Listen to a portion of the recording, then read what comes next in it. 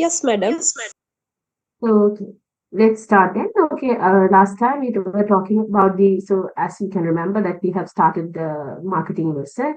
And when it comes to the marketing, we talk about the marketing environment, we talk about the concepts, new concepts in the market, the core concepts in the market, and we talk about the strategic planning process, we talk about the consumer buying behavior, and we talk about the business buying behavior process. So now, today we are going to start the four-piece marketing mix.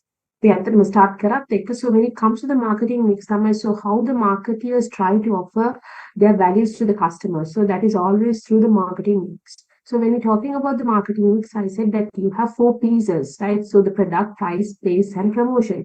But for the services, just because of its complexity, that you can extend it to another pieces like physical evidence and process and people, right? But in here, your level, we will be talking only about these four pieces, which is known as product, price, place, and promotion.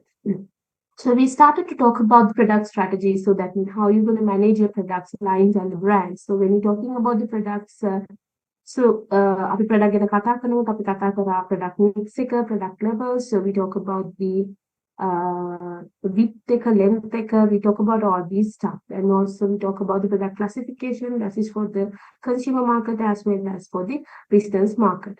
And then, as I said you before, we talk about the product mix. So we talk about the width of the product, then the length, as well as the depth.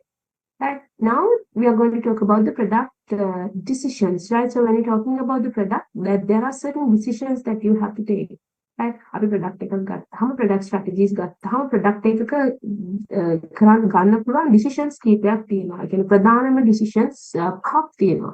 So what are the decisions that you need to take when it comes to the product development? Product එකක් old product එකක් අපි market එකට දෙනකොට මේ new product development process එක නෙවෙයි. But still here we are going to talk about whatever the strategies, whatever the main questions that you have to answer when you're developing a new product. So the first one is the product attribute. So the first thing you have to decide whatever the features that you're going to have in your product, right? මමගේ product එකේ මොනවද තියන්න යන දේවල්. Product එකේ මම මොනවද මගේ product එකට ඇතුළු කරන්න ඕන features. So how I'm going to create a value for my customers. So that is there.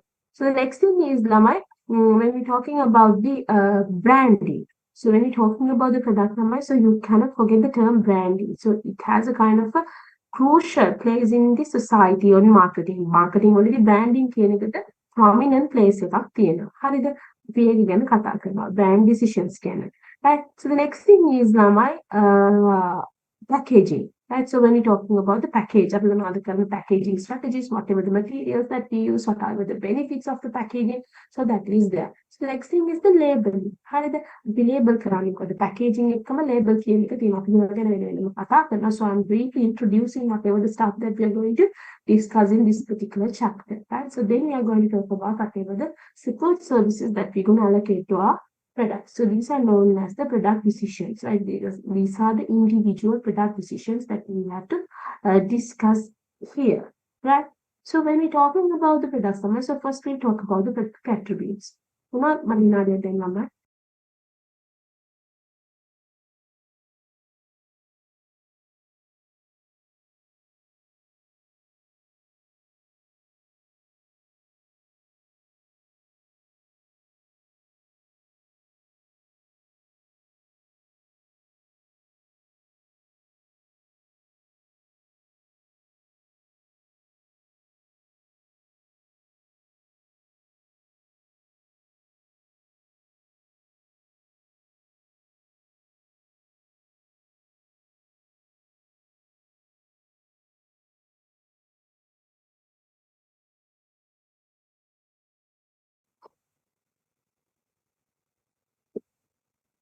Okay, let's talk about the product attributes and product decisions. So, what are the things that we have to include in our product? So, when we're talking about the product attributes, Samar, we talk about three components, that is the quality, design, as well as the features.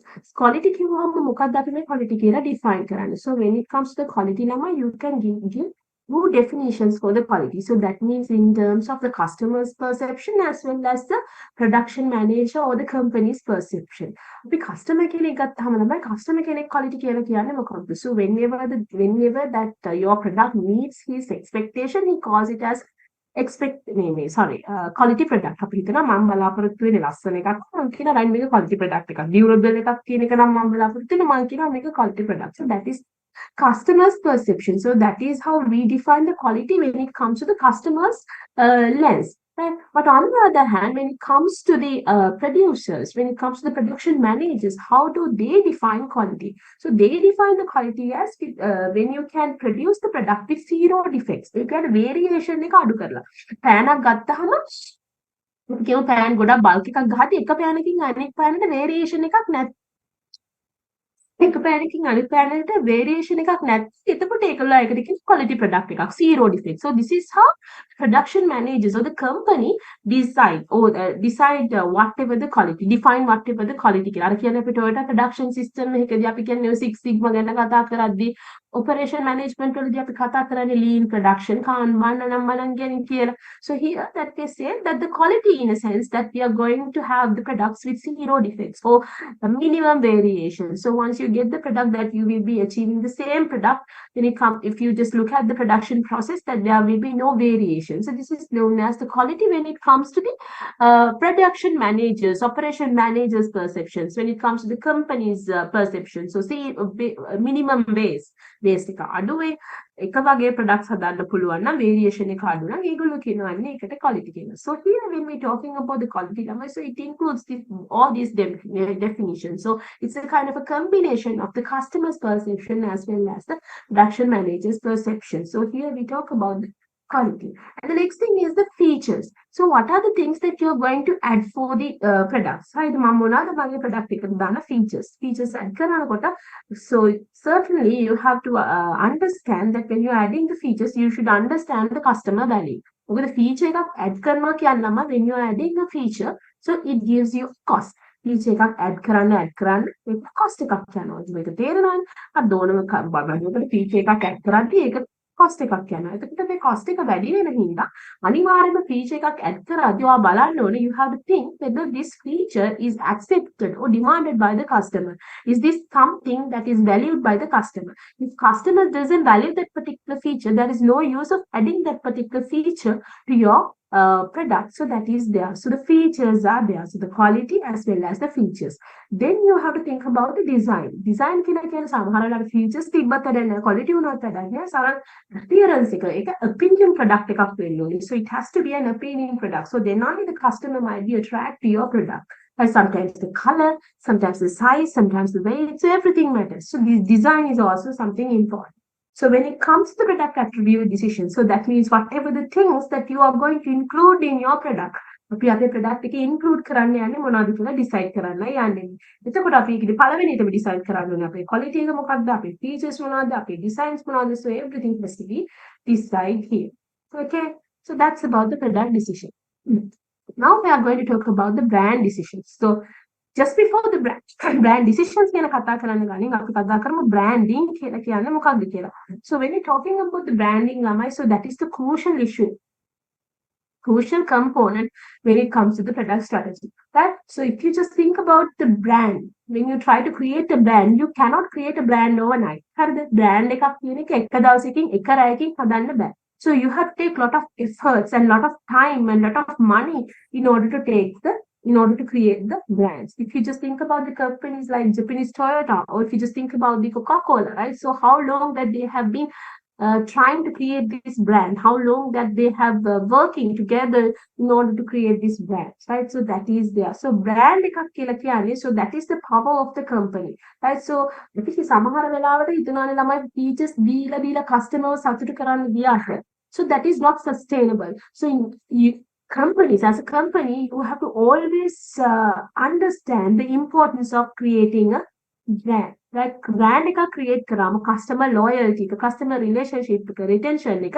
වැඩි වෙනවා. So that's why I said when we're talking about the customer, when we're talking about the producers, rather than focusing towards the features, quality and the design that they have to think about the branding too, because it's more sustainable. Right? So you can sustain your brand and then you can create loyal customers. So that is something really, really important. Right? So when we're talking about the manufacturers, that they normally try to learn the market power that is comes from the building their own brands, right? So if you just think about Toyota, as I said before, a manufacturer that who was trying to create a kind of a perfect brand. So anyway, what is a brand? මොකද්ද මේ brand එකක් කියලා කියන්නේ? Right? So when you're talking about the brand, I'm ඇත්තටම marketing ගැන කතා කරනකොට, professional marketers ගැන කතා කරනකොට, perhaps the most a specific skill of professional marketers is that their ability to create and maintain a particular brand, enhance a particular brand. Marketeer කෙනෙක්ගේ ප්‍රධානම activity එක වෙන ප්‍රධානම role එක වෙන්නේ that they have to create a brand, right? So if you just think about the brand definition, branding කියන වචනයේ definitions that it has been given by a lot of institutions. So as I said to you before, American Marketing Association as well as the Chartered Institute of Marketing, so they have given a lot of definition. So here I'll be focusing towards the definition that is given by the American Marketing Association, right? So they said that the brand is a kind of a name. So it might be a kind of a term, it might be a kind of a sign, it might be kind of a symbol, design, or sometimes combination of these stuff. Anyway, that you use these to identify your goods and services, that is, you differentiate your goods and services from your competitors. So something that you use to differentiate your product from the competitors, right? So that's there. අපි හිතමු දැන් brand name එක Coca-Cola කිව්වහම ඒ අකුරු ටිකයි ඒ লীලා තියෙන එකයි දැක්කහම ඔයාලට අනිවාර්යයෙන්ම මතක් වෙනවා මේ Coca-Cola. ඊට අමතරව රතු පාටයි Coca-Cola ළඟින් යනවා. So that's their brand, right? So that they have the color as well as their name. And also when it comes to the symbol, Apple Apple logo එක දැක්කහම ඔයාලට ආයි Apple ලියන්න ඕනේ නැහැ. So you know this is Apple, right? So when it comes to the Google, right? So when it comes to the Amazon, so that is there. So sometimes සමහර ඒවා තියෙනවා term එකක් කිව්ව ගමන් අපි දන්නවා slogan එකක් කිව්වහම right, here this is what the definition. So this is the brand, right? අපි දැන් ගත්තොත් master blast කිව්වම ඔයගොල්ලෝ දන්නවනේ කවුද කියලා. හරිද? ඒ වගේ brand එකක් තියෙනවා නමක් හරිද ඒ කියන්නේ term එකක්. So you differentiate your I mean එක person කෙනෙක්ට උනත් බලා ගන්න පුළුවන්. ඔයාලා සමහරකට දැන් ඔයගලන්ගේ අපේ අම්මලා නම් ඒ කාලේ කියනවා නේද one shot හරිද නඩු කොහොම doctors ලා කියලා කෙනෙක් එක prescription එකෙන්ම වැඩේ ගොඩ කියලා ළමයාගේ බෙහෙත් දුන්න ගමන් හරියට ඒවට එහෙම කියන්නේ. So ඒ කියන්නේ term එකකින් යා branding කරගෙන තියෙන්නේ. So that is there. So that's why I'm saying when you're talking about the brands, it can be a name, it can be a term, it can be a sign, it can be a symbol, it can be a kind of a design, right? So also it can be a combination of these stuff. So anything that you use, any of these stuff that you use to differentiate your product from the competitors is known as a brand. Right? So when we're talking about the branding, so why the brandings are important? So what are the level of branding? So why it's important? So what are the advantages of having brands? So let's talk about these things, right?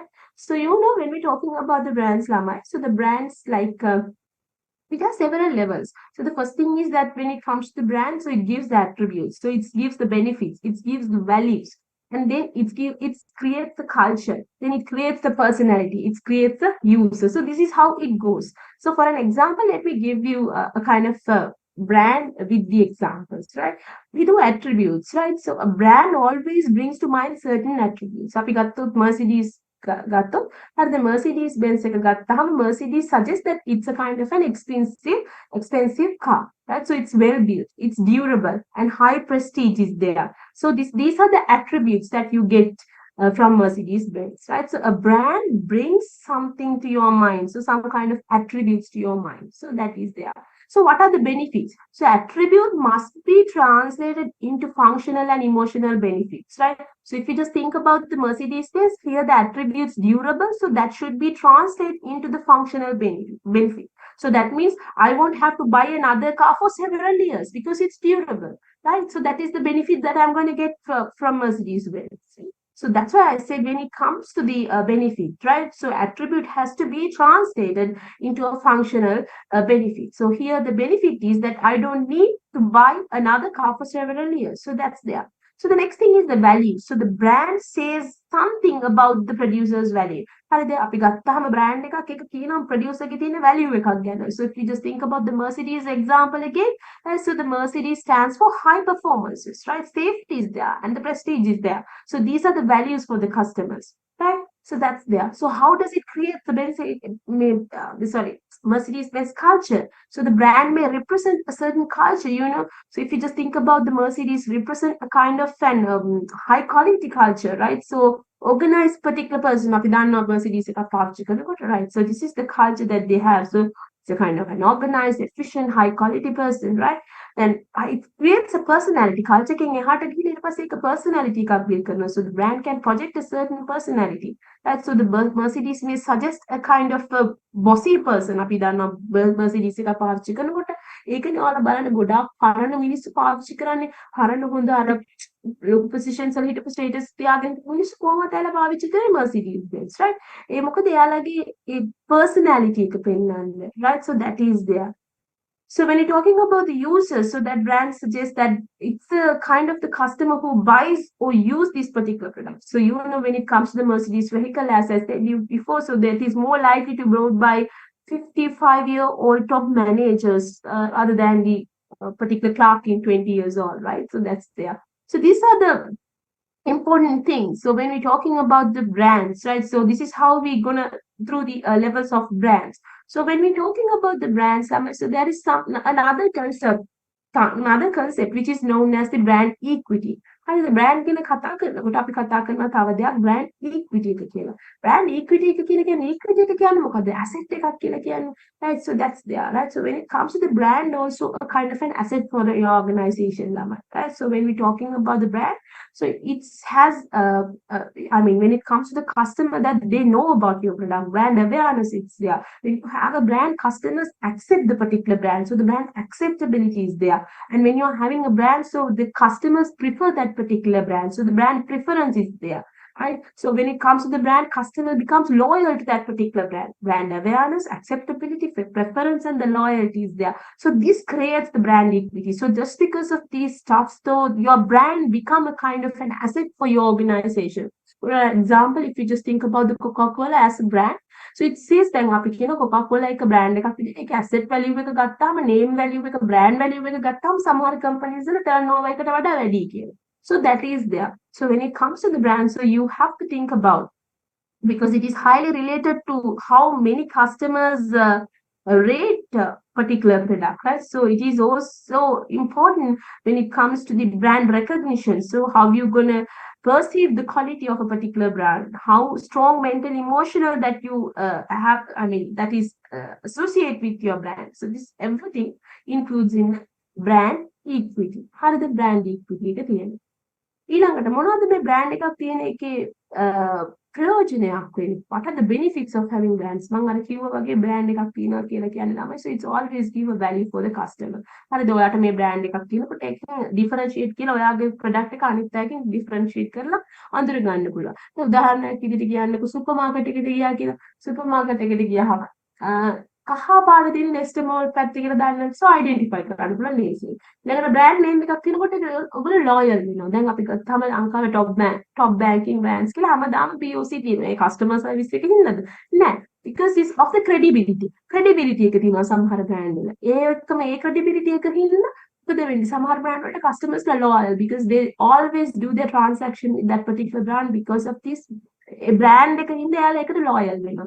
දැන් උදාහරණයක් විදිහට ගත්තොත් අපි හිතමු මම මගේ ජීවිතේට මම කියලාත් ඇති ඊට කලින් මම අරගෙන තියෙන laptops වලින් මම අරන් තියෙන එකක් කැරෙන්න අනිත් ඔක්කොම අරන් තියෙන HP විතරයි. සෑහෙන අරන් තියෙන දැන් education කියන sector එකේ ඉන්නේ. එතකොට ඒ හැම වෙලාවෙම මම අරන් තියෙන HP එකක් විතරයි. ඒ මොකද මට ඒක කිව්ව ගමන් ඒ brand name එකේ මට තියෙන perception එකක් ආරයි. මේක durable කියලා මගේ නිකන් ඔළුවේ තියෙනවා. නෝ ඇත්තටම නැති වෙන්න පුළුවන්. සාමාන්‍යයෙන් ඉතින් අවුරුද්ද එකමාරනේ ඕන laptop එකක් මේකත් HP ගත්තත් අපි මාරු කරනවා. but anyway අපි loyal වෙනවා. හරිද? ඒකට ඒ brand එකක් තියෙනකොට අපිට ඒක loyalty එකක් එනවා අපි ඒකට. හරිද? So that is there. And also when you're talking about the brand, but when you're having a brand awareness is there. So you know that this is a kind of a quality brand, it's a durable one, it's brand awareness එක. ඊළඟට ළමයි මොකක් හරි brand එකක් තියෙනකොට අලුතින් product එකක් දාන්න එක ලේසි. එතකොට ඇසෝසියේෂන් එකක් තියෙනවා right. So you can එතකොට බ්‍රෑන්ඩ් එකක් තියෙනකොට Sunsilk shampoo, Sunsilk conditioner, so everything is consistent. Consistency is there. Right? So when you're having a brand, so you talk about some of the attributes. අර මම කිව්වා වගේ Mercedes Benz වලට prestige, ඊළඟට Volvo වලට safety, BMW super driving experience, so that is there. So these attributes are there that you can explain through the brand. So this is about the branding. So this is what we call as brand, and this is what we call as the brand equity, and these are the benefits of the brands, right? So when we're talking about the brands, Lama, so branding is not something easy, as I said you before. So you cannot create the brands within a night, right? So it takes time and it takes a lot of cost. You have to pay lots of investment into creating a brand. So when we're talking about the brands, so there are several decisions that you have to take in order to create a brand. Brand එකක් හදන්න decisions ගොඩාක් ගන්න තියෙනවා, right? So when you're talking all දැකලා තියෙන්නේ අපි ගත්තොත් අද මාකට් එකට ගියොත් ළමයි බ්‍රෑන්ඩින් කියන එක හැම දෙයකම තියෙනවා sugar ඒ වගේ ඕන දෙයක් තියෙනවා. අපි බොහොම දකින්න salt පවා තියෙනවානේ ළමයි. හරිද? ගත්තාම බ්‍රෑන්ඩ් අපි දකින්නේ නැතේ ඔය ගොඩක් vegetables කියන ඒවායි fruits with සමහර packs comes in a kind of a brand. So when you're talking about the brand side, so I mean, most of the companies that they use everything, I mean, if you just think about every product, all the products and services that you see in your day-to-day life have brands, right? Has a brand name. So that is there. So the first decision, so when it comes to the branding, so there are certain decisions that you have to take when it comes to the branding. Branding already decisions කීපයක් ගන්න තියෙනවා. But මේ ඔක්කොම ගැන එකට කතා කරන්නේ. So as a whole, we will be talking about some of the important decisions in the branding. So the first thing is, Lama, so you have to first decide whether you are going to brand or not. අපි brand එකක් කරනවද නැද්ද කියන එක ඉස්සෙල්ලා කරන්න. So the first decision is whether the company should develop a brand name for its product or not. So branding is a strong force today. So so it's you don't find anything actually goes unbranded, right? So most of the stuff that you see, so as I said you before, so that all are branded. Right? So when we're talking about the branding, so the first thing is that you have to think about whether you're going to have a brand name. So how am I going to decide my brand name? මොකද මමගේ brand name එක decide කරන්න. හරිද? When we're talking about the brand name, ළමයි ඉස්සෙල්ලාම ඔයා බලන්න ඕනේ මම මගේ brand name එකට දාන්නේ මොන වගේ නමක්ද. So what are the things that you have to think about when it comes to the brand name? Brand name එක ගත්තම ළමයි සමහර වෙලාවට ඔයාට ගන්න තියෙන්න පුළුවන් manufacturer ගේ brand එක. ඒ කියන්නේ so whoever the manufacturer, that you will be using the manufacturer's brand. So manufacturer ගේ brand එක use කරලා දානවා. හරිද? ඒ කියන්නේ අපි හදන්නේ කවුද? දැන් Toyota නම් manufacturer, so we use the manufacturer's brand එක use කරන්න පුළුවන්. හරිද? So there are several stuff that you can use. සමහරකට individual brand එකක් ගන්න පුළුවන්. So the firm does not tie its reputation to the products. ඒ කියන්නේ දැන් අපි හිතනවා අපි අලුත් ප්‍රොඩක්ට් එකක් දානකොට දැන් හිතන්නකෝ කොකාකෝලා අලුතෙන් ප්‍රොඩක්ට් එකක් දානවා. එයාලා හිතනවා හරි කොකාකෝලා කියන නමෙන්ම ගියොත් කරදරයක් වෙනවා. ඒ කියන්නේ අපි වෙන නමකින් දානවා. එතකොට ඒ ප්‍රොඩක්ට් එක තේරුනොත් කොකාකෝලා වලට ප්‍රශ්නයක් නැහැ. So you might be using a kind of individual product, right? So that's there. So there are so many strategies that you can use when you are setting or selecting a particular name for your product, brand name for your product. And එතකොට ළමයි brand name එකක් දානකොට, so when you are deciding once your company has decided on the brand name strategy, so now you have to choose a particular brand name, right? So when we're talking about the company's brand name, ළමයි සාමාන්‍යයෙන් company එකකට පුළුවන් they can choose the name of that particular person who have identified or invented their company. සමහරවිට ඔය කතා කරන Ford, Henry Ford ගේ Ford එක. ළඟට Honda, Akio Toyota ගේ Toyota, right? So that's there. So it's a kind of a person. The මිනිස්සයාගේ නමින් we just Tesla, right? So we use a particular a person's name. You choose the name of a particular person to as a particular brand. හරිද? එහෙම යොදන්න පුළුවන්. එහෙම නැත්නම් සමහරවිට you might use particular location. For an example, Singapore Airlines, American Airlines, Sri Lankan Airlines. So that is a kind of location. And also sometimes use quality. අපි අර කියන්නේ toothpaste වලට ගොඩක් දාන්නේ the bright මනම් ගාලා හිතේ quality එකනේ කියන්නේ. හරිද? So that is their cool grey වගේ වයන්. So that's it gives you an idea about the quality. So the next thing is the lifetime. lifestyle, right? So when you're talking about the lifestyle එක ගැන අපි කියන්නේ සමහර brands කියන්නේ lifestyle එකෙන් ගැන express කරන විදිහට යන අපි තුමු healthy choice කියලා ආවොත් හරිද? Best choice, right? So that's about the lifestyle, right? So that's there. So these are known as this is how the brand names can create. I mean, so this is how the companies can choose a particular brand name for their product, right? So that is there. ඒ වගේම brand name එකක් use කරනකොට ළමයි, so you have to think about certain criteria. අපි brand name එකක් use කරනකොට ඊට අමතරව සමහර criteria ගැන concern කරන්න ඕනේ. So the first thing is that when you are using the brand name, so you have to think, it should be extendable. ඒ කියන්නේ it should be extendable. හරිද? අපි ගත්තොත් brand name එක අපි හිතන්නකෝ Amazon. හරිද? Amazon මුලින්ම ආවෙලම books වලටනේ that they have initially sold books, right? So instead of Amazon, if they have used something like book.com, what would happen? So they won't be able to sell anything except books. They have used Amazon. Now they say many more things, everything through their website. So just because of this name, නිකන් හරි book කියලා දැම්මනම් මොකද වෙන්නේ? They won't be able to extend it. And so when you are putting a brand name, so this is some brand name, so this is something that you should think about, right? So when you're having a brand name, so you should use something that can be extendable. හරිද? මොකක් හරි extend කරන්න පුළුවන් එකක් වෙන්න ඕනේ. ඊළඟට මොකක් හරි තමයි brand එකක් දානකොට ඒක unique වෙන්න ඕනේ. So if you just think about the Google, right? So if you just think about Yahoo, so they are unique, right? So that's there. Right? So that is something here can be easily remember. And also something that can be easily pronounced, easily misspell කරන්නේ නැතුව easily translate කරන්න පුළුවන් වෙන අනිත් languages වලට. So that is also something really important.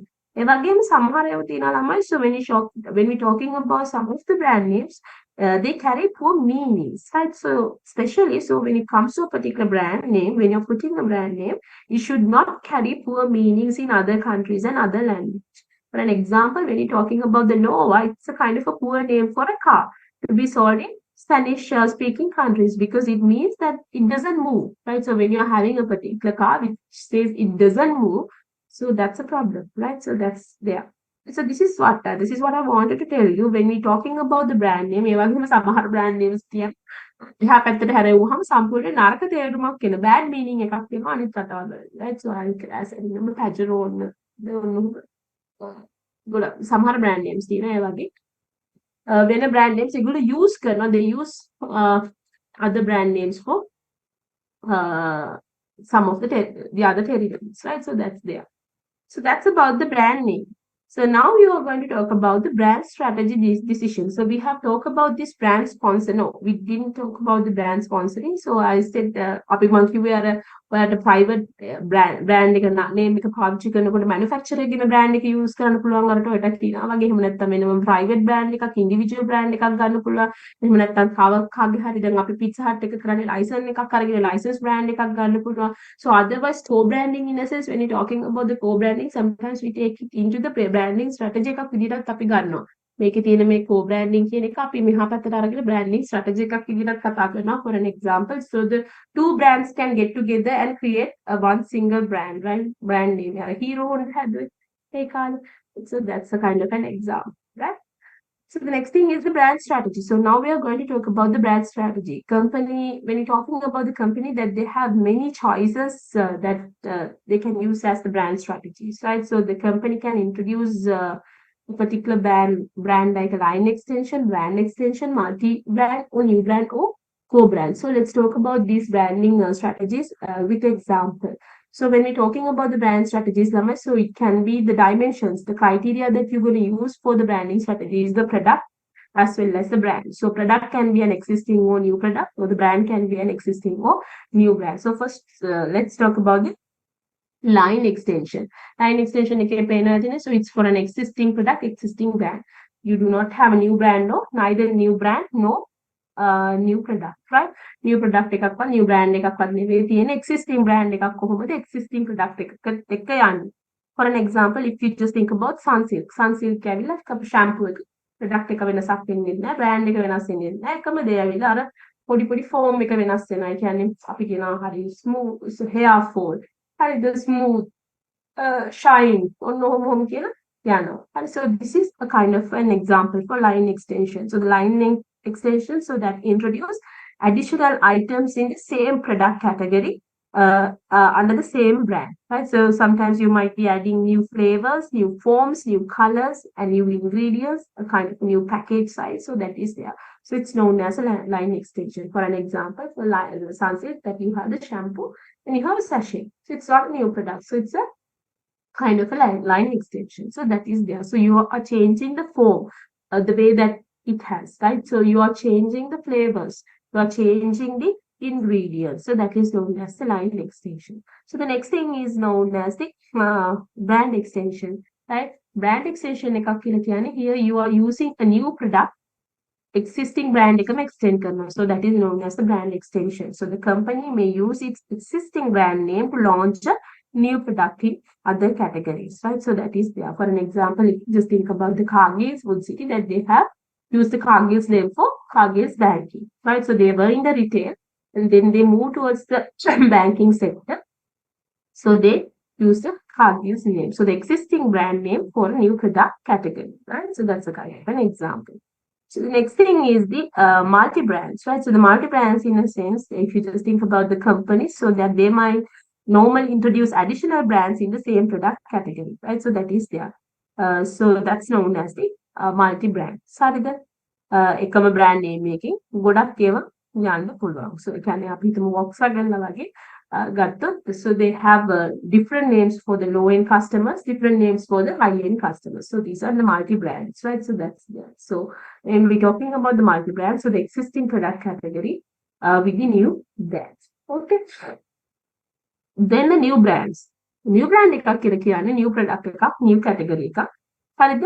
So for an example, if you just think about a particular company that they launch a product in a new category, you may find that none of their current brand names are appropriate. So in that case, that they have to go for new brand. උදාහරණයක් විදිහට හිතන්නකො Timex ලා කියලා ඒ කට්ටියක් ඉන්නවා watches හදන හරි වෙන මොන හරි කරන. ඒගොල්ලන් toothbrush හදනකොට can they use the same name Timex? So it doesn't go with the brand, so that they can go for another brand. So that is there.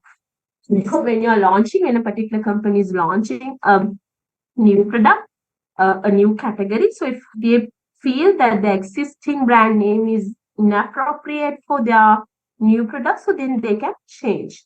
So this is known as new branding. හරිද? ඒක මම කිව්වේ අර ඒක ගොඩක් වෙලාවට new brand එකක් දානවා. මොකද සමහර වෙලාවට අලුතෙන් දානකොට existing brand එකට ප්‍රශ්නයක් වෙන්නත් පුළුවන් මේක අලුත් product එකක්, because of that there is a huge risk.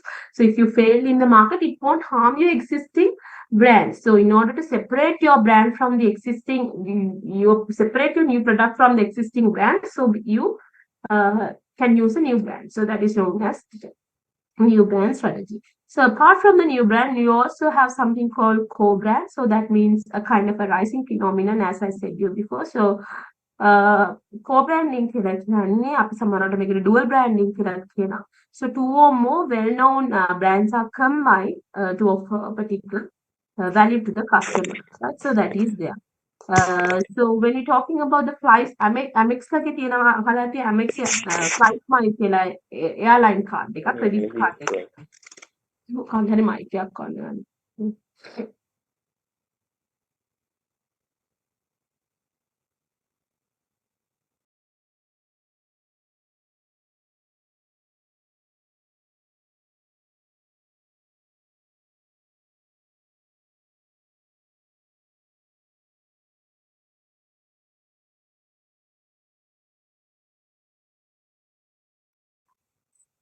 Amex වගේ ගත්තහම තියෙනවා ළමයි ඔයාලා දන්නවා that සමහරවිට flight miles කියලා එකක්. So that is ඒක flight mile එක ඇවිල්ලා it's a co-branding between Amex and Sri Lankan Airlines. And also for Sampath Bank, that they have Sampath Mercedes Bank.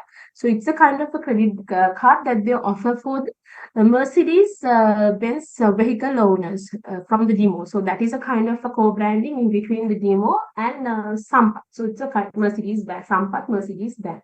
So these are the examples for the co-branding in Sri Lanka. Right? So this is what we have discussed, line extension, brand extension, multi-brands and the new brand. So when you're talking about the brand line extension, so that is for an existing brand name extended to the new forms, new sizes, flavors.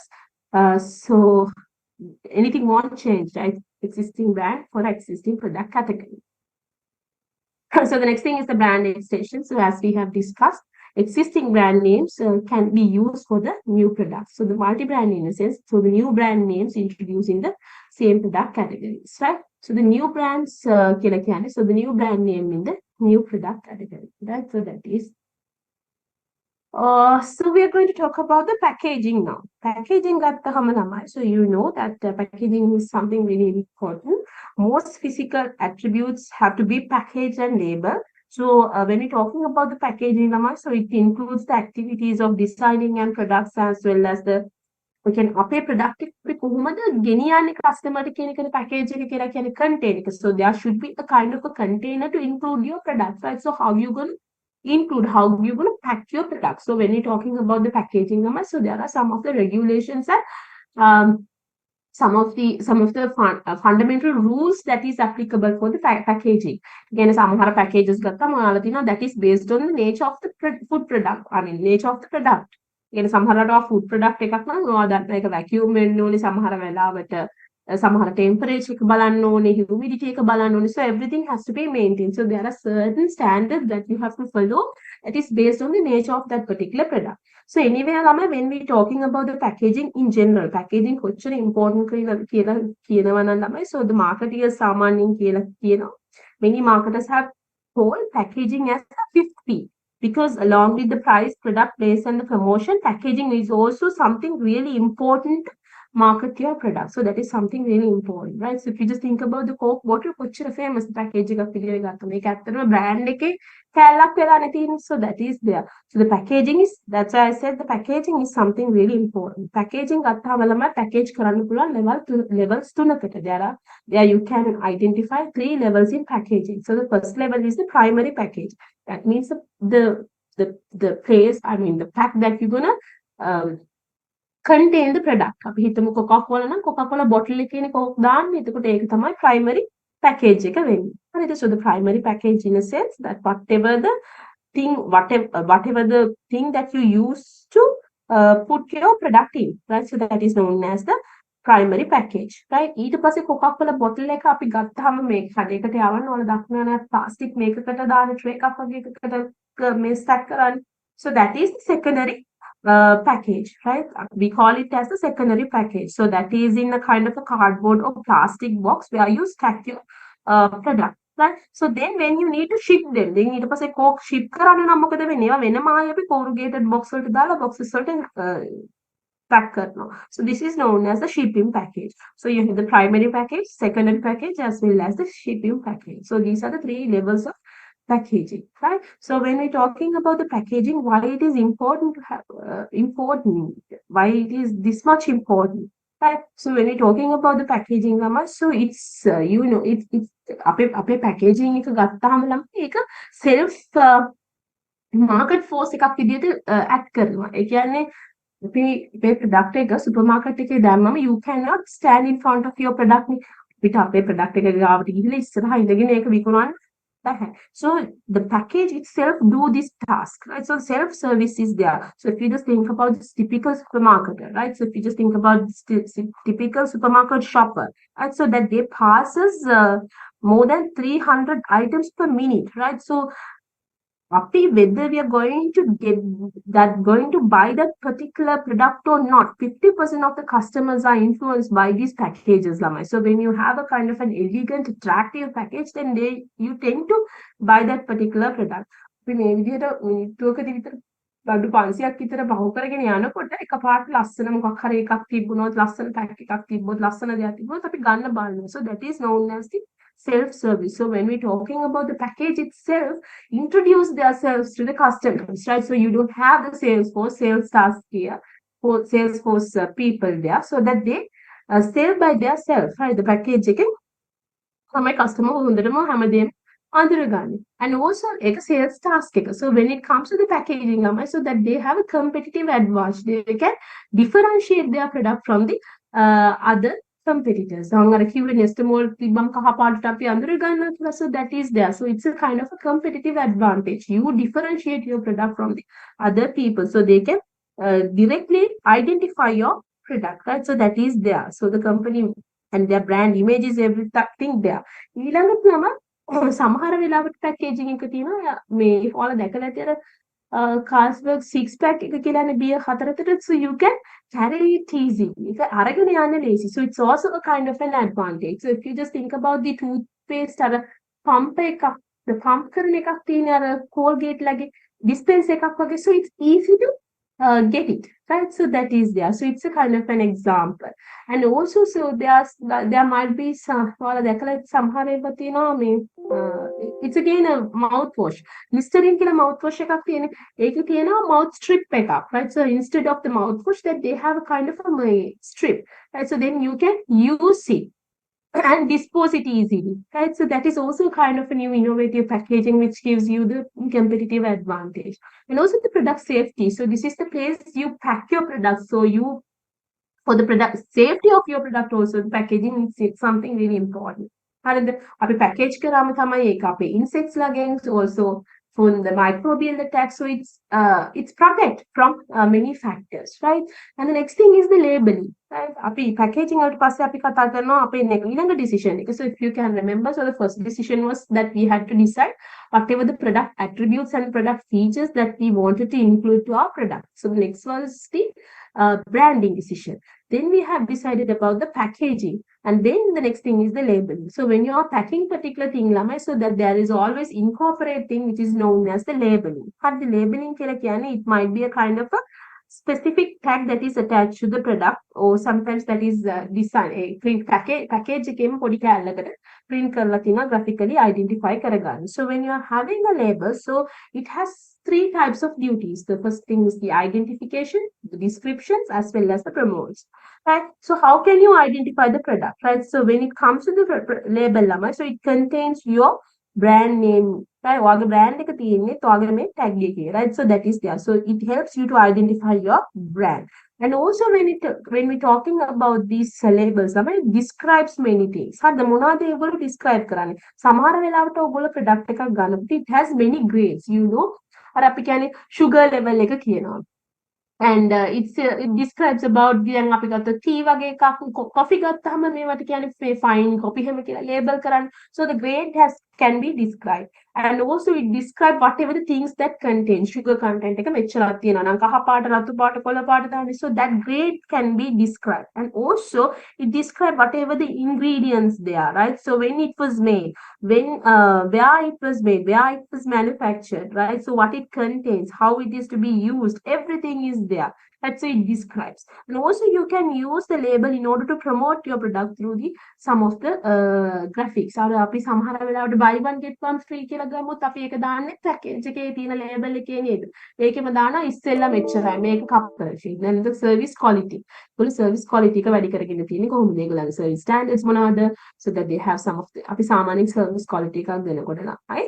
අපේ quality තීරණය කරන්නේ board of directors ලා වුණාට that they should understand that the employees are the people who will be delivering the services. Employees තමයි මේ service එක delivery කරන්නේ. ඒකනේ Richard Branson කියන්නේ customer king කියලා කිව්වට, so you should take care of your employees. Then the employees will take care of your customers. So that is there. That is something really important. So when we're talking about the services, so you have to think about your employees and you have to empower them.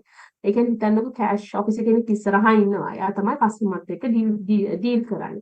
එයාට හැමදේටම manager ගාවට ගිහින් එන්න ගියොත් මොකද වෙන්නේ? So it takes time to make the decision. So you have to empower your employees, right? So you have to give them some of the standard, right? So that is there. So when you're dealing with the hard customers, so you have to think about this. You have to give a kind of a proper training for your employees. You can සමහර customers ලා ඉන්නවා ළමයි difficult customers ලා කියලා. කොහොම මොනවා කරත් හරියන්නේ නැහැ. ඒගොල්ලෝ ඉන්නේ ලෙඩකටම තමයි. Right? So you have to deal with them. That's a fact. That is something really important. And also ළමයි, so when you are thinking about the quality, sometimes you have to reduce the quality because in order to increase the productivity. දැන් උදාහරණයක් විදිහට හිතන්න loan officer කෙනෙක් ඉන්න. loan officer කෙනෙක් දැන් ඔන්න queue එක තියෙනවා. හොඳට දෙනවා මම quality service එකක් දෙනවා කියලා පැයක් විතර අරගෙන එක්කෙනෙක් කතා කරන්න පුළුවන්. No, you cannot take your own time and get to give the best quality for particular one customer because it takes time and you might give the best quality for that particular customer while disappointing all the other customers who are in queue, right? So then you have to think about that. You have to sometimes decrease the quality in order to increase the quantity. So in that case, you can use even the technology now. Somehow a customer okay, you need to deposit a kind of an amount which is less than 100,000 rupees. So you can use that machine. Order කියනවා අර machine එකෙන් ගන්න madam ඒකට ගිහලා deposit කරන්න ඒක ඔයාලට ලේසි queue එකේ ඉන්න ඕනේ නෑ බොරුවට. එහෙම කියලා කියනවා. ඊළඟට withdrawal කරන්න අපේ කියනවා ATM එකෙන් ගන්න. එතන security එක හොඳයි. එතන ටක් ගාලා ගන්න. එහෙම කියලා කියනවා. So that is how you increase the productivity. හරි. ඊළඟට තමයි මම කියපු එක අර මම වලට කිව්වා වගේ service quality එක maintain කරන එක. So that is basically the duty of the employees, right? So you have to take care of employees in order to ensure that that the customer will be getting a quality service. So it's a kind of a chain lama. It's a kind of a cycle that loop that connect with one to another. Right? So it's always start with the internal service quality. How the service quality ka how the employees la. How the employees service quality ka dunno tamai customers la honda quality service එකක් හම්බෙන්නේ. එතකොට internal කට්ටිය හොඳ service quality එකක් දෙන්නේ කොහොමද? එයාලා satisfied වෙන්නේ. So satisfied employees that they will deliver a kind of a quality service. So that gives a kind of a greater service value. So when you deliver a kind of a greater service value, that gives you a satisfied customer. Right? When you are having satisfied customer, that they start to buy your product again and again. Repeat purchases are there, loyal customers are there. So then what will happen? Your profit and your business will grow and it increase your profit. So when you're having high profits, what you have to you have to use this profit in order to improve the internal service quality. Sometimes you can give them the vacation, bonuses, salary increments. So you have to use this profit. You have to share this profit with your employees to improve the internal service quality. Then when your internal service quality is improved, then only you will be able to have satisfied and productive employees, right? So then they will again provide you greater service value. So it's a kind of a cycle. It's a kind of a cycle where you have to maintain, right? So if you cannot maintain even one step, so then you will break the cycle, right? So that's there. So these are some of the review questions. So this is just for your understanding. You know, when it comes to our exams, so we have only quizzes. So these are like for the kind of to get an idea, right? Make an idea. Review questions here. So you have to have an idea about the 3 competitive advantages of packaging and labeling. So what we have discussed so far, and also you should be able to describe some of the brand strategies like line extension, brand extension, multi-brands, and co-branding. And then you have to think about service characteristics that we have discussed here. Intangibility, perishability, stuff. With that, we have come to the end of the product, right? So now we move to the distributional channels, right? Distributional channels මේකෙත් මම ටිකක් අඩු කරනවා. ඒ කියන්නේ හැම එකම ඕනේ නැහැ කියලා මට හිතෙනවා vertical horizontal නේද? So let's see that. So give me 1 second to open this.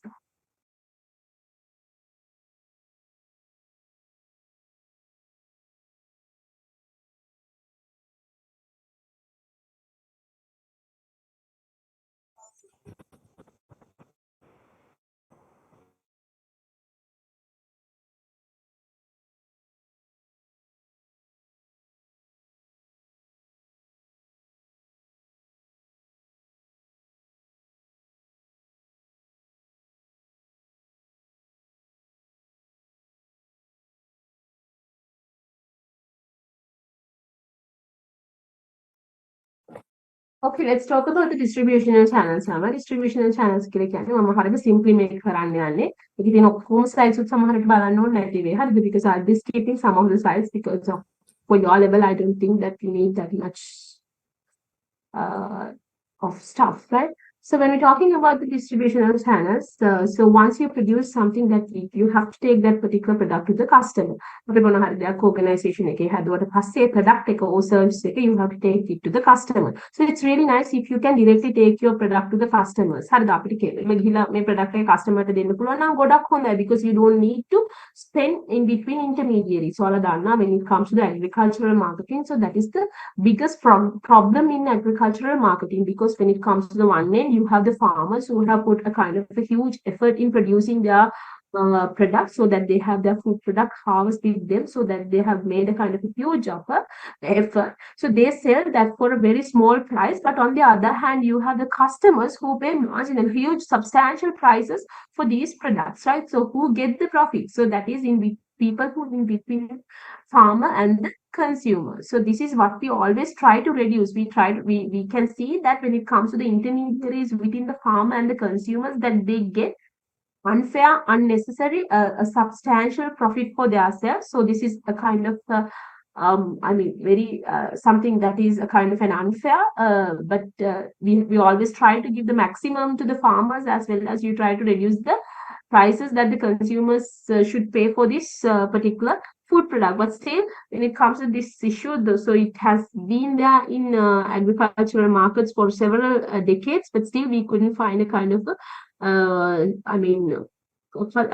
kind of a good solution for this issue, right? So the government always try to interfere with the transaction by purchasing the products from the farmers, but still there is no sustainable solution, right? So when you're talking about the distributional channels, as I said you before, so that's why when it comes to the product, so once you produce the product, so it should take to the customers. So you cannot take it direct to the customers. But still you can't because when it comes to this, it's a kind of a process where you need a lot of money. Equipments or transportation and facilities, you should have infrastructures, you should be specialized in it. So you don't have those stuff. Then you have to use some of the intermediaries. Condiments, spices, so you cannot directly take those to the local customers. So you have to use retail channels, right? So foods, retail channels, you have to use them. So that's there. So this is known as the distributional channel. So that means the number of people, a set of independent organizations or intermediaries who involve in the taking products or services from the producers to the consumers or the customers. So that is known as the marketing intermediary. So when on samahara marketing intermediaries, samahara distributional channels, sometimes we call them as the value chains too, because when you're passing through, when you're taking the products through the channels, sometimes some intermediaries add value for those products. හිතන්නකෝ tea කැඩුවා කියලා tea කඩලා ඊට පස්සේ collection point එකට යනවා. ඒගොල්ලෝ ඒවා blend කරනවා, සමහර ඒවා pack කරනවා, so that they add some value for those values that they charging some prices, right? So that's what we call them as the value chain too, right? So that is there. So when we're talking about these decision channels, so they are very important. So the channel decisions are among the most important decisions that the managers have to take because it's very costly, as well as you have to select the best method to reach your customers. සමහර වෙලාවට ඒක product එකෙන් product එකට වෙනස් වෙනවා ළම. So දැන් අපි ගත්තොත් cosmetics වගේ දේවල් retail channel එකක දාලා වැඩක් වෙනවද? නෑ. If you have to sell somewhere with the salon channels. අපි ගත්තොත් අපි supplement එකක් කරනවා නම් ඒක එහෙම දානවා. ඒ වගේ දෙයක් විකුණනකොට you have to think about when you're talking about the medicines, you use medical reps, right? So that's the distributional channel, right? So that is there. So when we're talking about the marketing intermediaries, Lama, so why we are using the marketing intermediaries? Because that they are very experienced, that they have, if you just think about the fee brokers, some agents, that they are very experienced in it, right? So they are specialized in that particular thing, so that they scale in a kind of a large scale. Cargies, that they operate in large scale. So if you just think about the Walmart, even it's a kind of a US company, that it operates in different territories, that they have more than more than I think 8,000 outlets, right? So if you just think about the Walmart turnover. So that is more than the GNP of some of the countries, right? So that's there. So this is why I'm saying when we're talking about the Walmart, Tesco, Asda, ඒවට තියෙන criticism එකක් තමයි සමහර වෙලාවට සමහර small and medium enterprises වලට that they cannot sell their own product with their own brand. So they have to go with the retailer's brand. So that's there. That's something you have to think about. So when it comes to the distributional channels that they have, high bargaining power. And also, when you are having marketing intermediaries, sometimes you can reduce the risk. හරිද නැත්නම් අපි ගත්ත වෙලාවෙ නම් බඩුව stock කරලා පරිස්සම් කරලා ගෙනහිල්ලා හැමදේම දෙන්න ඕනේ. එතනට වෙනකල් යන්න. So there might be a lot of risk that appear in the market. That might be the market risk as well as the financial risk, operational risk. සමහරලාට ඒ වෙලාවෙදි ගාන ප්‍රොඩක්ට් එකේ මාකට් එකේ තියෙන ප්‍රයිස් එක අඩු වෙන්න පුළුවන් වැඩි වෙන්න පුළුවන් ඊට අමතරව සත්තු ගහන්න පුළුවන් ඊට අමතරව ෆ්ලඩ් එකක් එන්න පුළුවන්. So once you give that to your intermediaries that they have a kind of a contract හරි agent කෙනෙක් නම් stock broker කෙනෙක් නම් අපි contract එකක් දාලා තමයි තියෙන්නේ. So everything covers.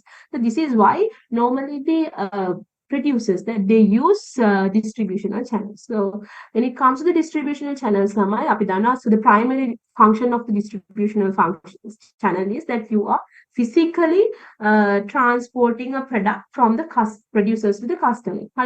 Physically, a product producer again a customer again. So that's primary function. So apart from this primary function, so that there are several other functions that the distributional channels offer. So the first thing is that they provide you the information. So distributional channels at the end of the day, so this is the contact point of the customer. So then when it comes to the distributional channels, that they are the people who contact with your customer. So whenever the things, trends, whenever there is a kind of a trend change in the customer side, whenever there is a change in the customer demand, so they are the people who they are the people who get the notification first.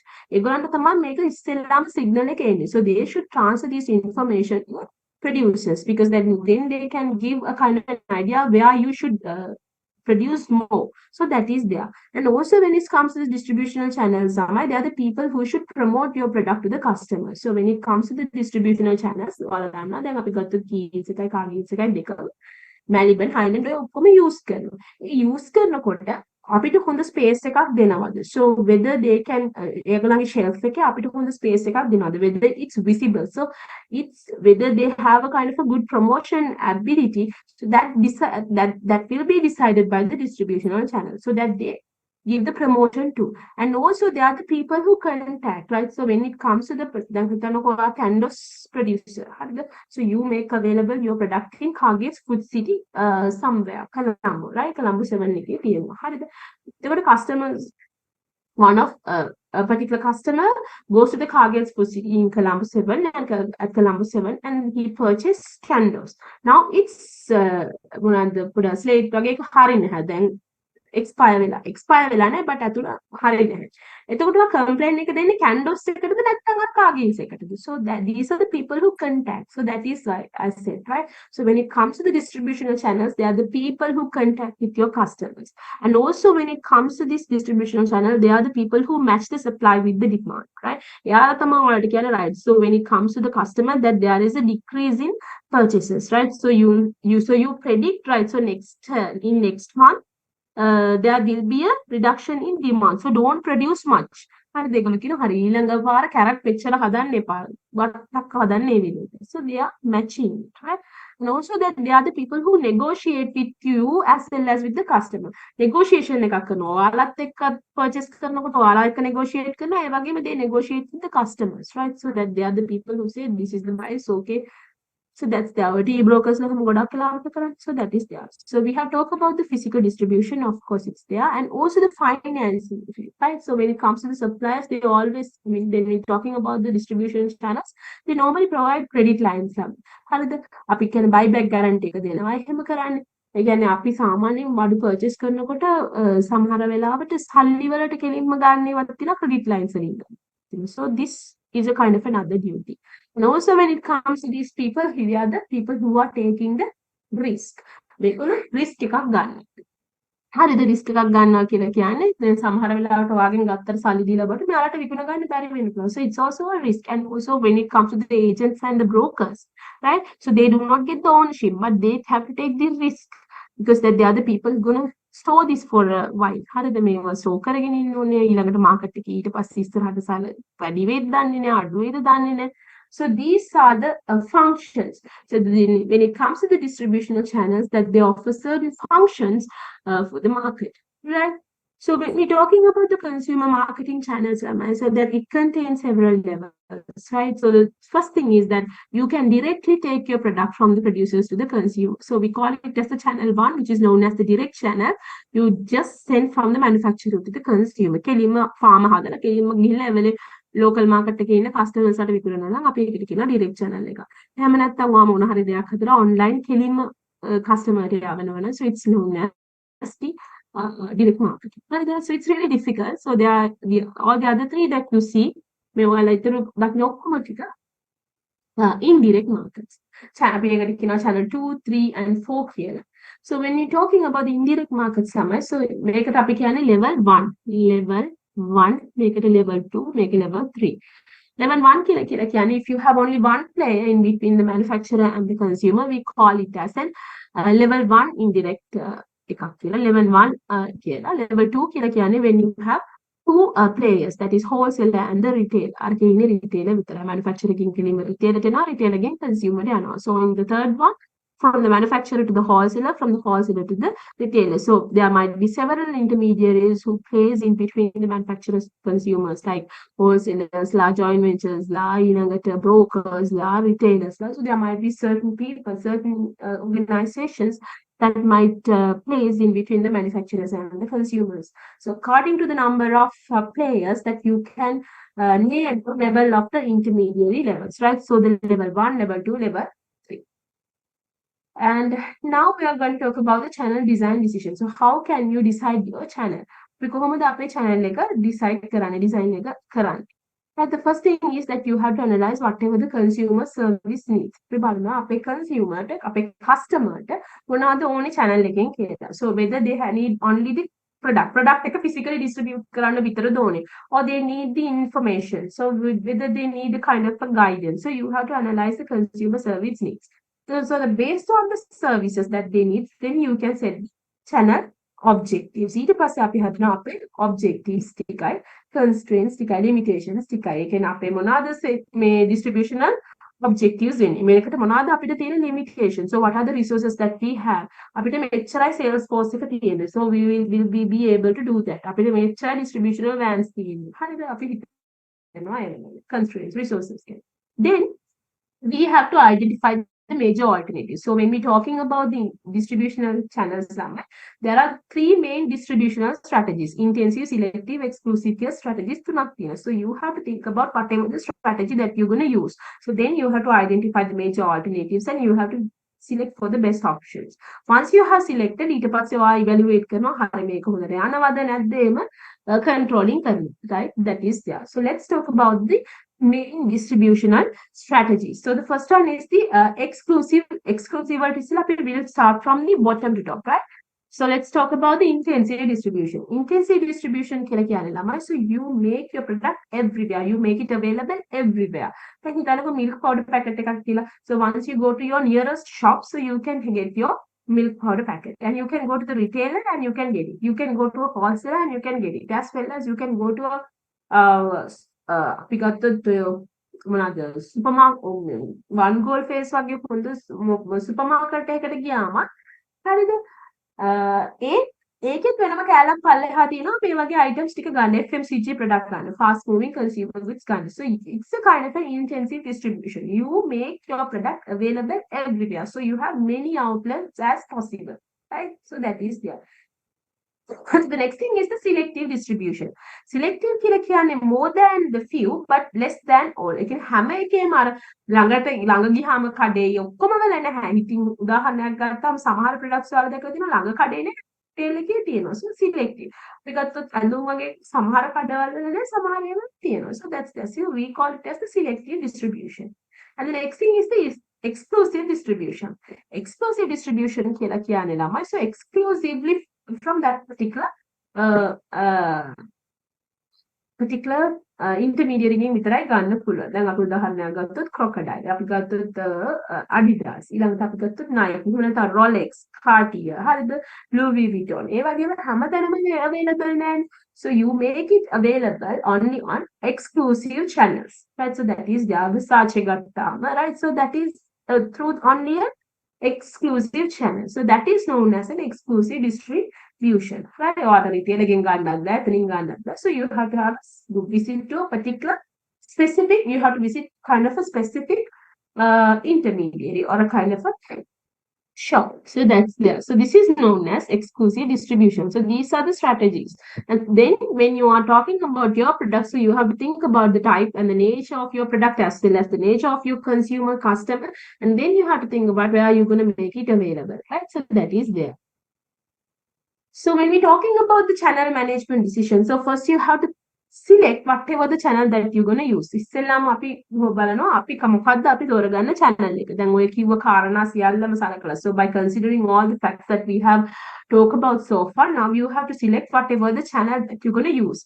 මම use කරන්න යන retailer කෙනෙක්ද, මම use කරන්න යන්නේ මෙයාවද කවුද, and you have to select. Right? And then once you have selected, then ඊට පස්සේ ඔයාලා යාළුවා motivate කරන්න ඕනේ. මම කොහොමද motivate කරන්නේ මගේ channel members හව. So you have to create a kind of good relationship. So you can use either intrinsic motivational factors as well as the extrinsic motivational factors. Extrinsic ගත්තාම you can use monetary as well as the non-monetary factors. ඒ කියන්නේ ඔයාලට ලොකු commissions දෙන්න පුළුවන්. Commission එක වැඩි කරන්න පුළුවන්, profit sharing කරන්න පුළුවන්. එහෙම නැත්නම් වෙන වෙන functions වලට තව දෙන්න පුළුවන්. ඊට පස්සේ තව gifts දෙන්න පුළුවන්, tours දෙන්න පුළුවන්. ඒ වගේ you can motivate in either way. Right? So next thing is that when they do the channel functions කරනකොට you have to evaluate whether do it well, whether they do it well. අපි බලනවා හරි මේ channel එකෙන් කොච්චර බඩු විකුණලා තියෙනවද මේ මාසෙ කීයද ඊළඟ මාසෙ කීයද. So you have to get the measurement and you can take the evaluation by looking at your objectives. Right? So that's there. Now we are going to talk about the marketing systems. අපි මේ කතා කරන්නේ නැහැ. ඒ කියන්නේ අපි කතා කරන්නේ නැහැ vertical system ගැන, horizontal system ගැන, ඕව ගැන කතා කරන්නේ නැහැ. Channel behaviors ගැන කතා කරනකොට ළමයි අපි ගත්තාම channel behaviors and the conflicts. So what are the conflicts that might happen within the channels? අපි ගත්තාම channels අතර ඇති වෙන්න පුළුවන් conflict මොනවද කියලා අපි කතා කරනවා.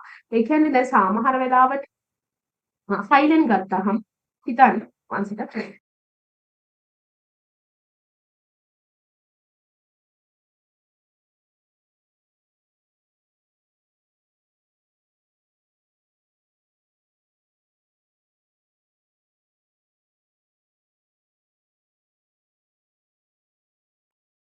සමහර වෙලාවට ඔයාලා product එකක් sell කරනකොට ළමයි so that there might be conflicts between you and the channel members. මොකද ඔයාලත් product එක විකුණනවා තනියෙන්. Highland විදිහට ඔයාලත් තනියෙන් විකුණනවා. ඔයාලගේ Highland outlets වලින්. ඊට අමතරව ඔයාලගේ දැන් පළවත් කියලා දැන් පළවත් ඔයාලගේ outlet වලින් විකුණනවා. ඊට අමතරව retailers ලගේ Pickies එකේ Cargies එකේ තියෙනවා. So that there is a kind of conflict between you and these channel members. Again, අපි අතර තියෙනවා මේකෙන් ගන්නයි කියන තරගයක්. ඊට අමතරව when we talking about these channel members ළමයි. Right? So Kiehl's and if you just think about the Kiehl's and Cargies, that they sell Palawatta product as well as Maliban, Anchor, Highland and all the other products. So it's also a kind of competition. ඔයාලා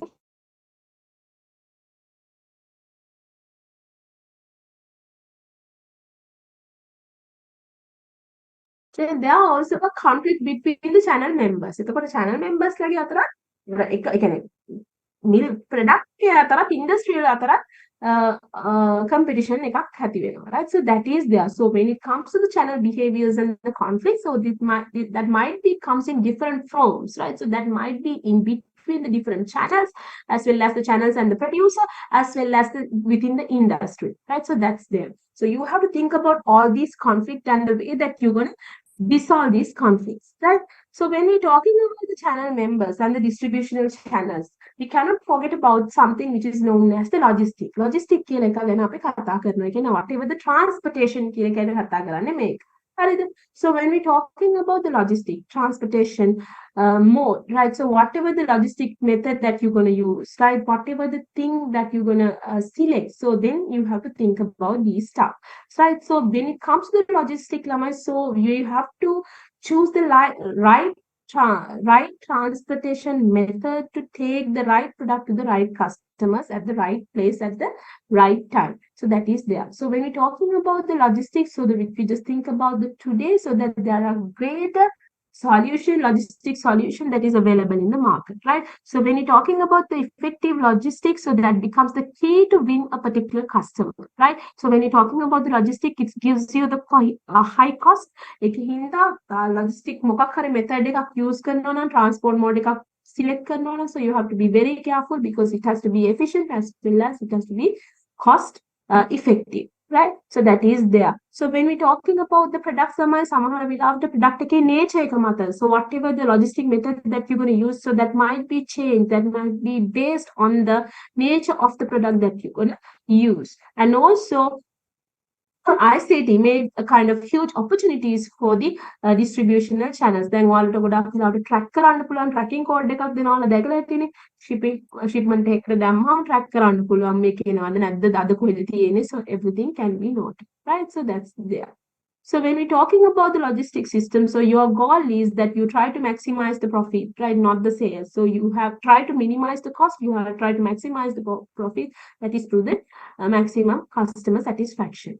So when we're talking about the logistic system, Lamai, so there are lots of functions that the logistic provides you, right? So when we're talking about the logistic system, that they are the people who take the orders, right? So they are the people who take the orders, then they are the people who store your products, so that they gives the warehouse facilities, so they store them, they distribute them, and also that they are the people who manage your stock. ඉතින් උදාහරණයක් විදිහට හිතන්න, දැන් අපි ගත්තොත් Pampers, diaper brand එක Pampers, that's there in the Walmart තියෙනවා. Walmart එකේ තියෙනවා. ඒගොල්ලන්ගේ shelf එකේ ඒක අඩු වෙනකොට ඒක tracking system එකේ track වෙලා own alert එකක් යනවා Walmart එකේ headquarters වලට. Walmart එකේ අදාළ supermarket එකේ office එකට ගිහිල්ලා එතනින් Walmart headquarters වලින් ගිහිල්ලා එතනින් කාටද යන්නේ? Pampers well headquarters. So then they start to send the stuff. So ගොඩක් වෙලා store කරලා තියන්නේ just in time කියලා කියන්නේ නම් ඒකයි ළමයි. So it delivers you the stock at the time you want. හරිද? අන්තිම stock එකේ යනකොට තමයි අත්ගොල්ල එවන්නේ. නැත්තම් අර Pampers ගෙනලා ගොඩාක් ගොඩ ගහගෙන තිය ඊට පස්සේ storing වලට යනවනේ මේක store කරනවා කියන්නේ. When you need to store, that means you need to have a space. So the probability of losing and the risk is really high. So you always try to reduce the inventory. ඒ කියන්නේ stock එක පුළුවන් තරම් අඩුවෙන් තියාගන්න ඕනේ, try කරන්න ඕනේ. So that is known as the just in time. So you would get the stock at the time you want, right? So this also governed by, this also a kind of a function that you get through the logistic functions, right? So it gives you the transportation. So there might be lots of modes that you can use, the water, truck, rails, right? So there are a lot. Then the cost. When you're talking about the logistic, that you always try to minimize the cost of logistic through achieving your logistic objective. So that's also the main function of the logistic. So what are the transportation modes? I'm not going to talk about all this stuff. What use කරන්න පුළුවන්, what use කරන්න rail, trucks, ships, pipelines use කරන්න පුළුවන්. හරිද? There are, if you just think about the fuel and the chemicals, so most of the time that you use these kind of pipelines. Airlines, right? But these are the stuff that you can use. So when you're choosing a particular transportation method, choose කරන්න යනකොට, so you have to think about certain factors. ඒ කියන්නේ මට කොච්චර ඉක්මනට how fast that I need to send this particular product.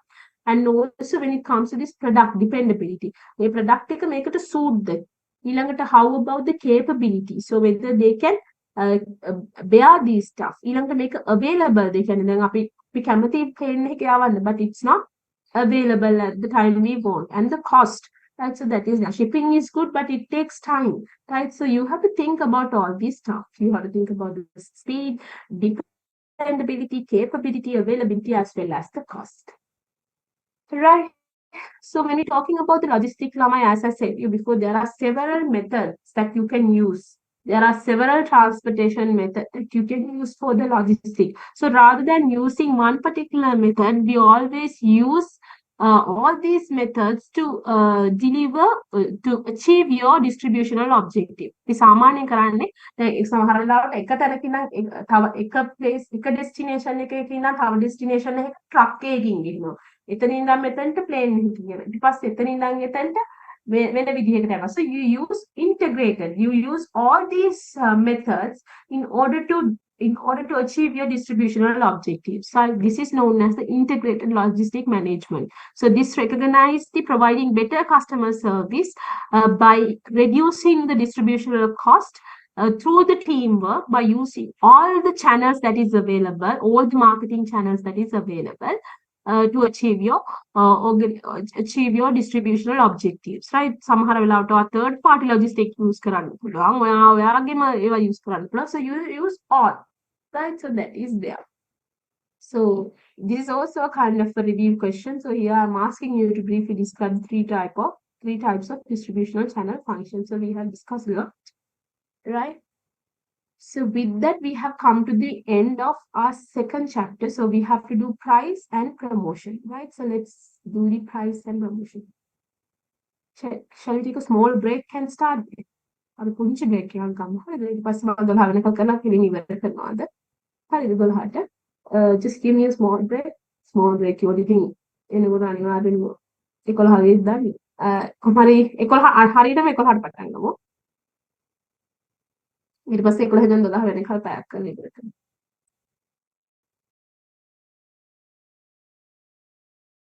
So we have 4 pieces to discuss: product, price, place, promotion. So we have already discussed product and place, and now we are going to talk about price.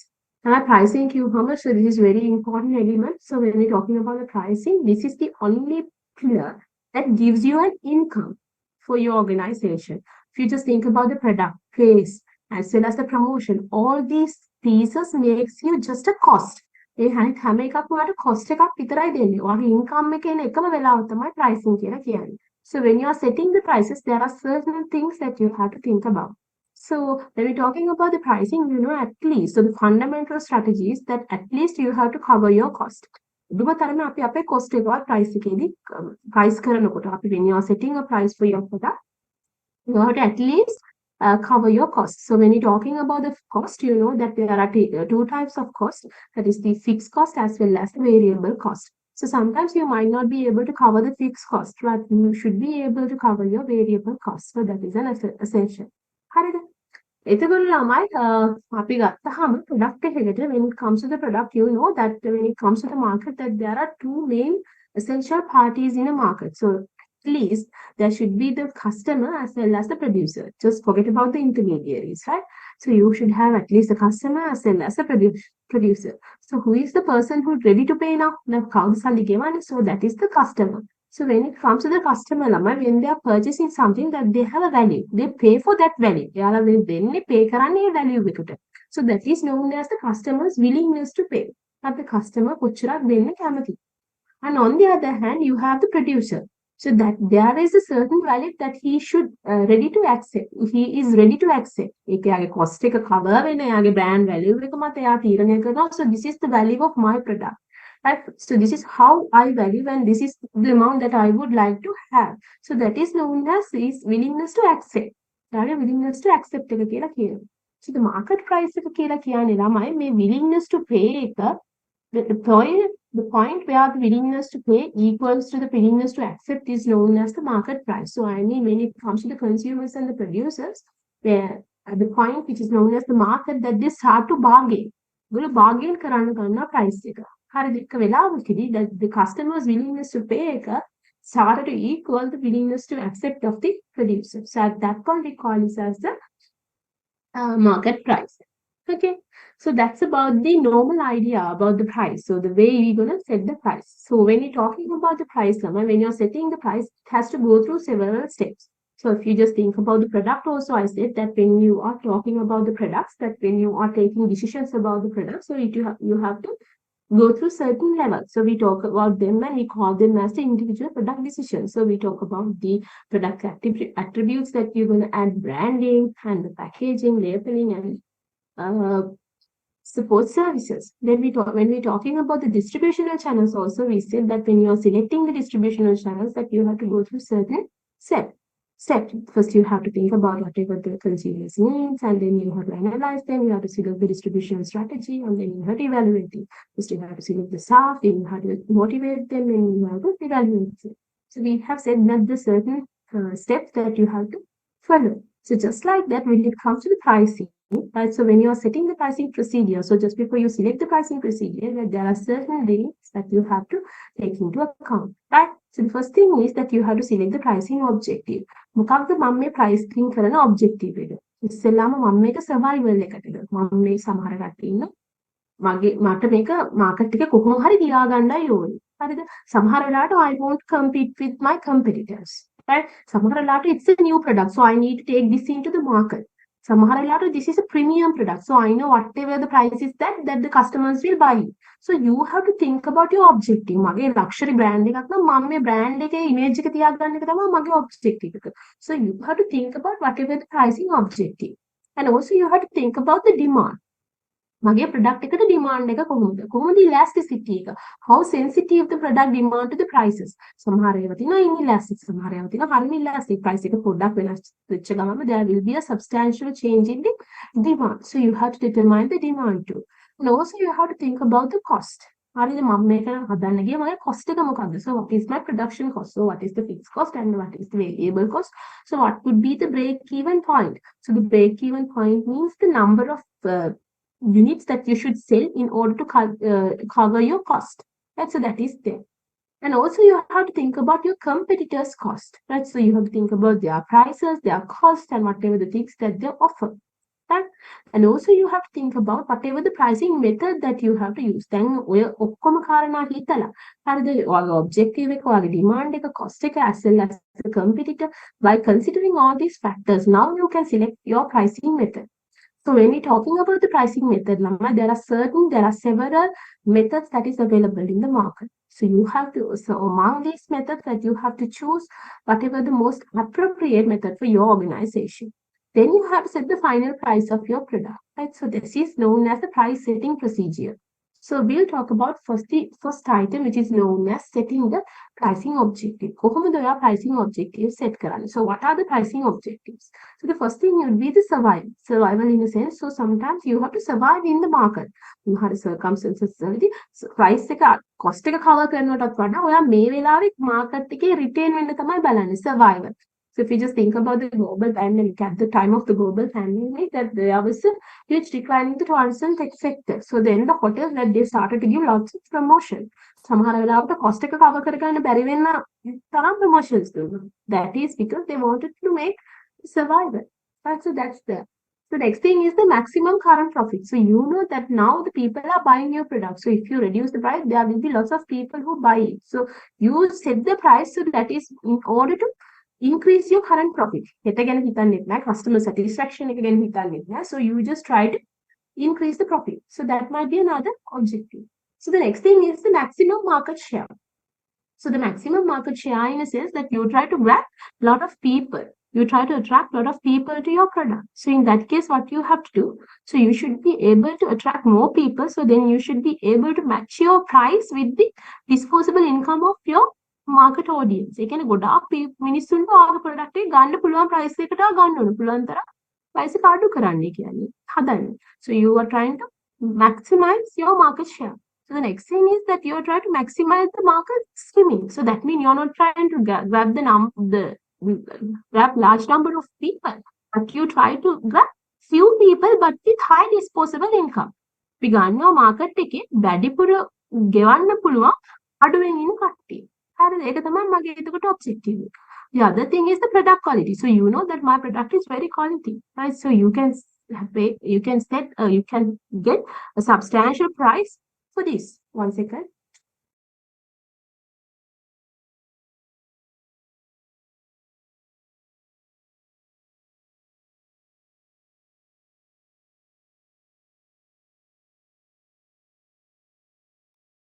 So you have to have them. Right? So that is the next important thing, product quality leadership. So when we're talking about the pricing strategy, specifically, so these objectives, mainly objectives, so just because of the importance of these strategies, these strategies, these objectives can be used to develop the new product pricing strategies, right? So here we will be talking about the market penetration strategies and the market scaling pricing. සමහර වෙලාවට කියනවා ළමයි market එකේ ඉන්න disposable income එක වැඩි මිනිස්සු. හරිද? එතකොට අපි අර කියන්නේ කිරි එකක් ගත්තම යොදෙල් කියලා එකක් තියෙන කිරිවල යොදෙල් කියන්නේ. අනේ ඒ වගේ මාකට් එකක් ගත්තාම there is a people rich market එකක් තියෙනවා. They are the people who have high disposable income and that they ready to pay a substantial amount different qualities. So then what will happen? So when it comes to the marketing, when you are launching a new product, the high technology, then you can set the prices in very high amount. අපි ගත්තොත් ගොඩාක් branded product, luxury product. දැන් අපි ගත්තොත් කාර්තිය, එහෙම නැත්නම් bank වගේ ඒවා. ඒවා ලොකු prices වලට යන්නේ. හරිද? ඒ prices වලට යන්නේ ගන්න ඉන්න මිනිස්සු පොඩ්ඩයි. දැන් අපි ගත්තොත් Range Rover වගේ ගත්තොත් ඔක්කොම මිනිස්සු ගන්නේ නැහැ නේ Range Rover. මොකද ඒක කෝටි 4කට එහා පැත්තේ තියෙන. එතකොට මිනිස්සු ගන්නේ ගන්නේ කොටි කමිට්සක්. There will be limited buyers who will be buying your product, but still that their marketing power is really high. So the profit, profit එක හම් කොහොමද? එක product එකකින් ලැබෙන profit එක ලොකුයි. හරිද? Number of people might be, the number of customers might be low, but the margin that you get from that particular product is really high. So that's how you create the profit. මේක අඩු වුණාට මේක වැඩි හින්දා තමයි profit එක වැඩි වෙන්නේ. Right? So this is known as the skimming. So the product quality and image is really high, so that it support whatever your maximum price, your high price. High price එකක් නිකන් දාන්න බෑනේ. මොකද වට හොඳ බ්‍රෑන්ඩ් ඉමේජ් එකක් තියෙන්න ඕන, හොඳ ක්වලිටි එකක් තියෙන්න ඕන. ඒක මේන්ටේන් කරන හින්දා so you can have a high price in your market. And so buyers want that particular product because they have a specific value from that particular product, right? So that is there. So this is known as market skimming, right? So that means you set the prices in a high initial level to skim the revenue layer from the market, right? So this is known as the market skimming pricing. So the next one is known as the market penetration pricing. So market penetration in a sense that you penetrate into the market. So you try to grab lots of මුල fruit එකක් penetrate වෙනවා කියලා කියනකොට හැම තැනටම වෙලා හැම තැනින්ම customers ලාව grab කරනවා. Right? So in order to grab lot of customers, that you have to match your product price with their disposable income.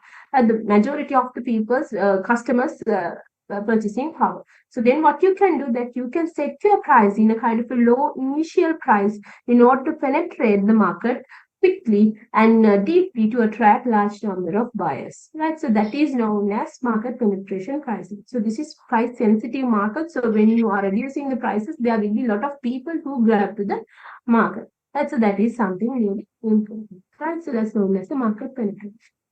So now we're going to talk about the price setting methods. So as I said you before, that there are several methods that you can use to set the prices. Price set කරන්න ගොඩක් ක්‍රම use කරන්න පුළුවන්. So among these methods that I'll be talking briefly. මම මේවා කතා කරන්නේ briefly. I'll be briefly talk about these 4 methods. So the first thing is the markup pricing. So the markup pricing in the sense that you have a kind of a cost. අපි තියෙනනේ cost එක මේකට අපි cost plus pricing කියලා සමහර වෙලාවට කියනවා. So the markup pricing in a sense that you have a particular cost. So you just get a particular percentage of that particular cost as the margin. So this is known as the markup pricing. Like හිතන්නකෝ රුපියල් 10යි නම් රුපියල් 20යි නම් ඒකෙන් 105ක් තව add කරලා ඒක තමයි ඔයාලා selling price එක වෙන්නේ. Right? So that is known as the markup pricing. Okay. Markup pricing කියලා කියන්නේ. So you get your selling price. අනික අnder mic එකක් on now. So you get your cost. You get your cost and you get your certain proportion of your cost as the margin, and then the summation of this value is known as the selling. Okay, that is markup pricing. So the next thing is target return pricing. So the target return pricing in a sense that you are thinking about your investment. අපි invest කරන return on investment කියලා කියන්නේ when you are developing a product that you invest. A investment එකට return එකක් බලනවා. 20% return එකක් ඕනේ. මම invest කරා මේකට මුළු 100,000. So I need 20% make 120,000 මට ඕනේ. එතකොට මගේ මුළු product ගාන 100යි නම් so I divide by it and I get the unit price. So that is known as the target return pricing. So you know the investment that you do. So you know that return on investment. So you just think about the total return that you need to get. Then you divide it by the units and you decide the unit price. So that is known as the target return pricing. That is based on the return on investment. So the markup pricing is based on the cost. And the perceived value pricing in a sense that you think about your product and you think about the features that you have. So you value that how these features valued by your customers. So based on this value that you give the particular amount for those value, those features. And then the summation of these values is known as the price of the product. So that is known as perceived value pricing. Right? දැන් අපි ගත්තොත් අපේ mobile phone එක මේකේ brand එකට මිනිස්සු කොච්චර pay කරන්න කැමතිද recognition එක. So these are the features. So what are the amount that they would like to pay for the features? So you get the summation and you derive the value of the product, right? So that's there. The next thing is the going rate pricing. So the going rate pricing means that you look at the competitor's price. ඔයා බලන competitor එකේ products වල price මොනවද කියලා. ඒ අනුව ඔයා pricing වෙනස් කරනවා. So that is known as the going rate pricing. So these are the basic price setting methods that you can use to set your product price, right? Then when we're talking about this pricing method, Lama, so apart from the pricing method, that there are certain adjustments that you can do. All of that, when we're talking about the market, that there are certain time that they gives you the discounts. Sometimes that they gives you allowances. So this is known as the price discounts and the allowances. So the cash discount in a sense that you might have sometimes when you pay in cash that they say you will be getting this much of a discount. The upright purchase එකේගොල්ලෝ කියන්නේ right ඔයාලා මෙච්චර cash වලින්ම සම්පූර්ණයෙන් ගෙවනවා 5% discount එකක් තියෙනවා. So that is there. So the next thing is the quantity discount. So sometimes they say if you buy less than 100 you can get unit for 10 rupees, but if you buy more than 100 units then you can get one unit 9 rupees. So that's a kind of quantity discounts, right? So that's there. So the next thing is the functional discount. So we are asking from our suppliers, right? So if you do the delivery, then you will be getting these discounts. හරිද අපි කියනවා හරි අපේ promotional කරන කට්ටියට අපේ distribution channels වලට කියනවා ඔයගොල්ලෝ මේක ස්ටෝර් කරනවා නම් අපි මෙච්චරක් ඔයාලට දෙනවා. So this is a kind of functional discount. And the next thing is the seasonal discount. Again, when it is out of season, sometimes you give discount. Sometimes when it's in peak, also you give this seasonal discount. So that is there. So the allowances means sometimes you might have seen that when you give the used item, then you get a kind of a cashback. So it's known as an allowance. අපිට කියන්නේ පරණ රත්තරන් බඩු දීලා අලුත් ඒවා ගන්න. ඊළඟට පරණ ෆ්‍රිජ් එක දීලා අලුත් ඒවා ගන්න. So that is known as an allowance. Right? So these are the types of price discounts and allowances that you should consider when it comes to the price setting. Right? Then when we're talking about the pricing, so that there is a kind of a concept which is known as the discriminatory pricing. Discriminatory pricing, sometimes you adjust the prices that is based on different customers. That is not the quality or the cost. Cost එක හින්දා නෙවෙයි. එකම cost එක තමයි හැම එකටම යන්නේ, but still for different market segments, for different locations, for different products that you product in a sense product form, right? So for you charge different prices. So this is known as the discriminatory pricing. Right, so let's see what are these discriminatory pricing. The first thing is the customer segment pricing. Customer segment pricing කියලා කියන්නේ ඔයාලා දැකලා ඇති සමහර වෙලාවට for senior citizen that we give another interest. So when we're talking about the movie, right? So that there might be a particular movie for the students so that we give the free tickets. So that's the kind of customer segment pricing. ඒකෙන් කියන්නේ ඒගොල්ලන්ට movie එකෙන් භාගයක් වෙන්නනවා කියලා. So that is known as a customer segment pricing. So that means for different customers that we charge different prices, right? So that's there. And the next thing is the product form pricing. So that means when we're talking about a sachet packet, if you just think about the Sunsilk sachet and the Sunsilk bottle, so the amount that you pay for the milliliter is high for the bottle rather than the sachet packet. So that's because of the form. Right? And the next thing is the image pricing. Sometimes that you have to increase the prices in order to maintain the image. සමහර වෙලාවට concession price එකක් දෙනවා ගමට. But when it comes to supermall එකේ තියෙනකොට that image එකකින් ඒ price එකට දෙන්නේ. So you have to add the kind of price. Right? So that's it. The next thing is the location pricing. So when we're talking about the movie hall, right? So when you are buying a Coke in movie hall, then you have to pay a high amount of price, high price, rather than when you're buying it outside. So that's a kind of a location pricing.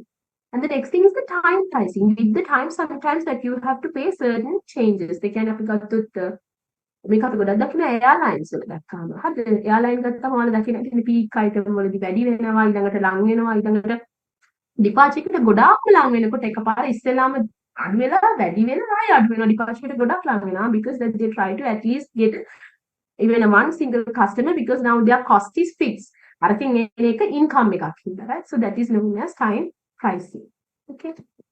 So when we're talking about the price discrimination, so in order to work with price discrimination, so in order to be successful, that you should be able to segment the market. There should be different people who are ready to pay different prices for the same product. And also you should assume that the customer අඩුවෙන් ලැබෙන price එකට ගන්න customer වැඩි එක්කෙනාට ආයෙ විකුණන්නේ නැහැ කියලා. දැන් හිතන්නකො student ඇවිල්ලා free ticket එක අරගෙන ඒක අනිත් එක්කෙනාට සල්ලි දීලා විකුණුවොත් that there will be a distortion. So the members in the low price segment that they should not be able to resell the product with higher price segment. So these are the concerns. Okay.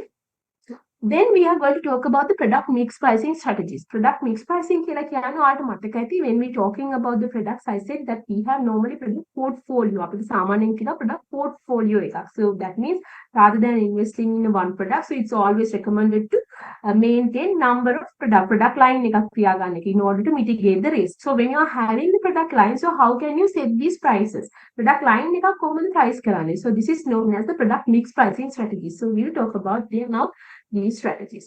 So the first thing is the product line pricing. Product line එකක් තියෙනකොට දැන් ඔයාලා හිතන්නකෝ Apple M1 7 නේ ඊට පස්සේ දැන් අන්තිම වෙනකල්ම Pro Max වෙනකල් එනකොට line එකක්. So how you can increase the prices in this product line. So this is a kind of an example, right? So one second.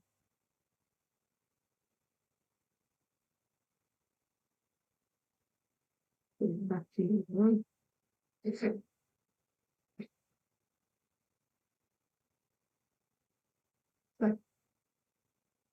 So this is a kind of an example. So this is a kind of a line, right? So you can see it's a line. So how it's increasing with the line. So this is an example. Okay.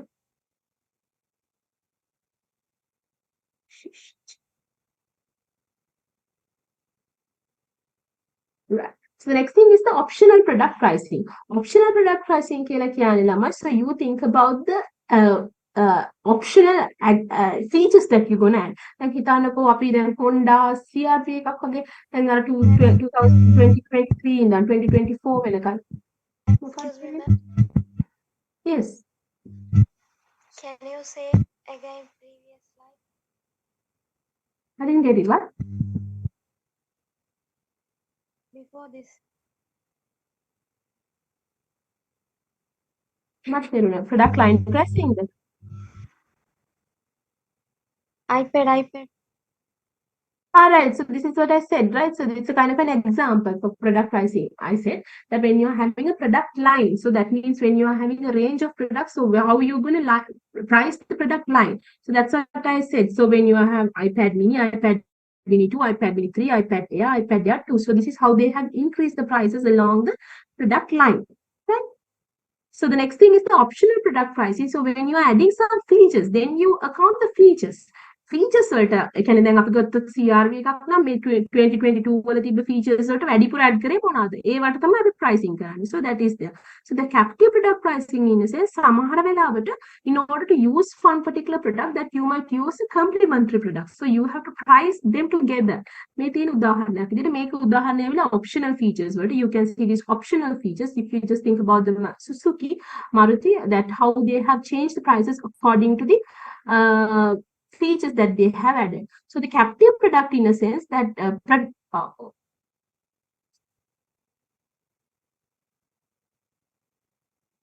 so the captive product pricing in a sense that means you have a base product. So the base product is lower where the captive product is high. So you can complementary product එකක්. දැන් හිතන්නකෝ print එකක් තියෙනවා කියලා print එකත් එක්ක use කරන්න ඕනේ cartridge එක. So if you just think about the pricing price of printer is comparatively low when it comes to the cartridge. Cartridge එක සැරෙන් සැරේ මාරු කරන්න එපා.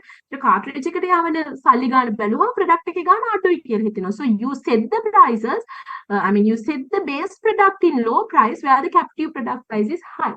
So that is a kind of an example.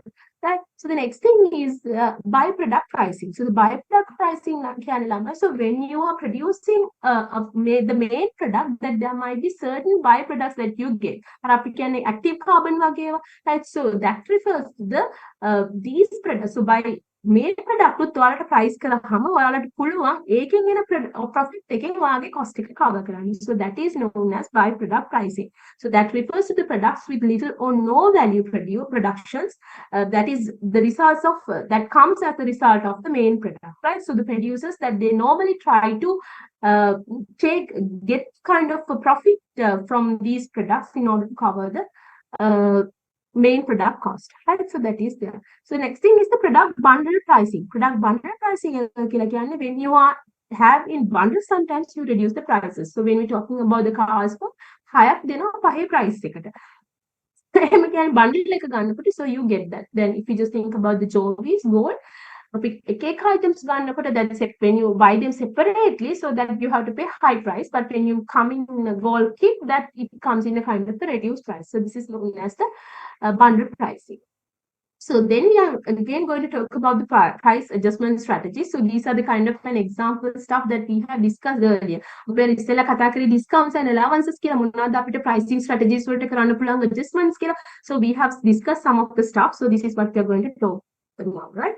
So the first thing is the discount and allowances. You know, අපි කිව්වේ අර discount or allowances we දෙන්න පුළුවන් කියලා. අර කතා කරේ කීපයක් ගැන quantity එක අනුව, that is based on the cash, that's based on the quantity. So we talk about a lot of stuff. So this is known as the discount and allowance pricing. So the next one is the segmented pricing. So which we have discussed earlier as the price discrimination. අපි කතා කරේ price discriminate කරන්න පුළුවන් customer segment එක අනුව කියලා. So we have already discussed the discount and allowance pricing as well as the segmented pricing. So now we are going to talk about a new concept which is known as the psychological pricing. Psychological pricing you might have seen once you go to the barter shop DSI that this is 399. So that means it's close to 400. It's almost close, not close actually. It's almost 400 rupees. But when you tell 399, you have already got 300 Ghana. So that is known as psychological pricing, right? So seller consider the psychology of prices and not simply the economics, right? So that is there. So the next thing is the promotional pricing. So සමහර වෙලාවට so you have to reduce the prices in for the promotional season promotion එකක් කරන්න මොකක් හරි buy one get 10 one free ඒ වගේ ඒවා කරන්න. So that is known as promotional pricing. ඊළඟට කියනවා reference pricing කියලා. Reference pricing කියලා කියන්නේ තමයි sometimes you might have seen this, right? මේවා දැකලා ඇති ඔයාලා දැකලා තියෙනවා සමහර තැන්වල දාන ඉස්සර මිල මෙච්චරයි කියලා ඒක කපලා. So this was the previous price. So then they have cut it and they say this is the new price. So you save this much. So it's a kind of a reference, right? So that they gives you a kind of an they post the current price, they remember the past price, and they gives the customers they give the customers a chance to assess the buying situation. So that is known as the reference pricing. Right. So the next thing is known as the geographical pricing. So the geographical pricing in a sense that sometimes you might price that is based on the geography. අපි කියන මේක තැනට විතරක් යනකොට අපි airlines වලට කියන්නේ මේකට අද්දට දෙනවා fair price එක, discount price එක. හරිද? මේකෙන් යනකොට base point එක මෙච්චර price එකක් දෙනවා. So that is known as geographical pricing. And then when we're talking about the dynamic pricing කියන්නේ සමහර industries so that they are very dynamic, right? So they are in a kind of a dynamic situation, dynamic environment. Sometimes there might be the economic factors as well as the political factors that might impact towards the some of the products. So then dynamic pricing කොහෙද ලංකාවේ තියෙන fuel වල තියෙන other economy එකට තියෙන, so that there is a kind of ඒගොල්ලෝ කියන්නේ අර fuel equation price model එකක් තියෙනවා. So then it's always changing. So that is known as the dynamic pricing. So that is adjusted continuously to meet the characteristics and the needs of the individual customer and the market environment. So that's known as the dynamic pricing. So the next thing is the international pricing. Sometimes when you are taking a product to the countries, then you have to change the prices. That is according to the economic condition, taxes, and the laws and regulations. Right. So when it comes to their competitors, sometimes that they offer the product for very low prices. So in order to compete with them, then you have to again reduce the prices. So you have to think about the price adjustment. So when we take it to the new territories, right? So that's yeah. So with that, we have come to the end of pricing lesson 2. And now we are going to move to our last lesson, so which is known as promotion. Sorry, opinion promotion, right? Yeah. So just give me 2 seconds to.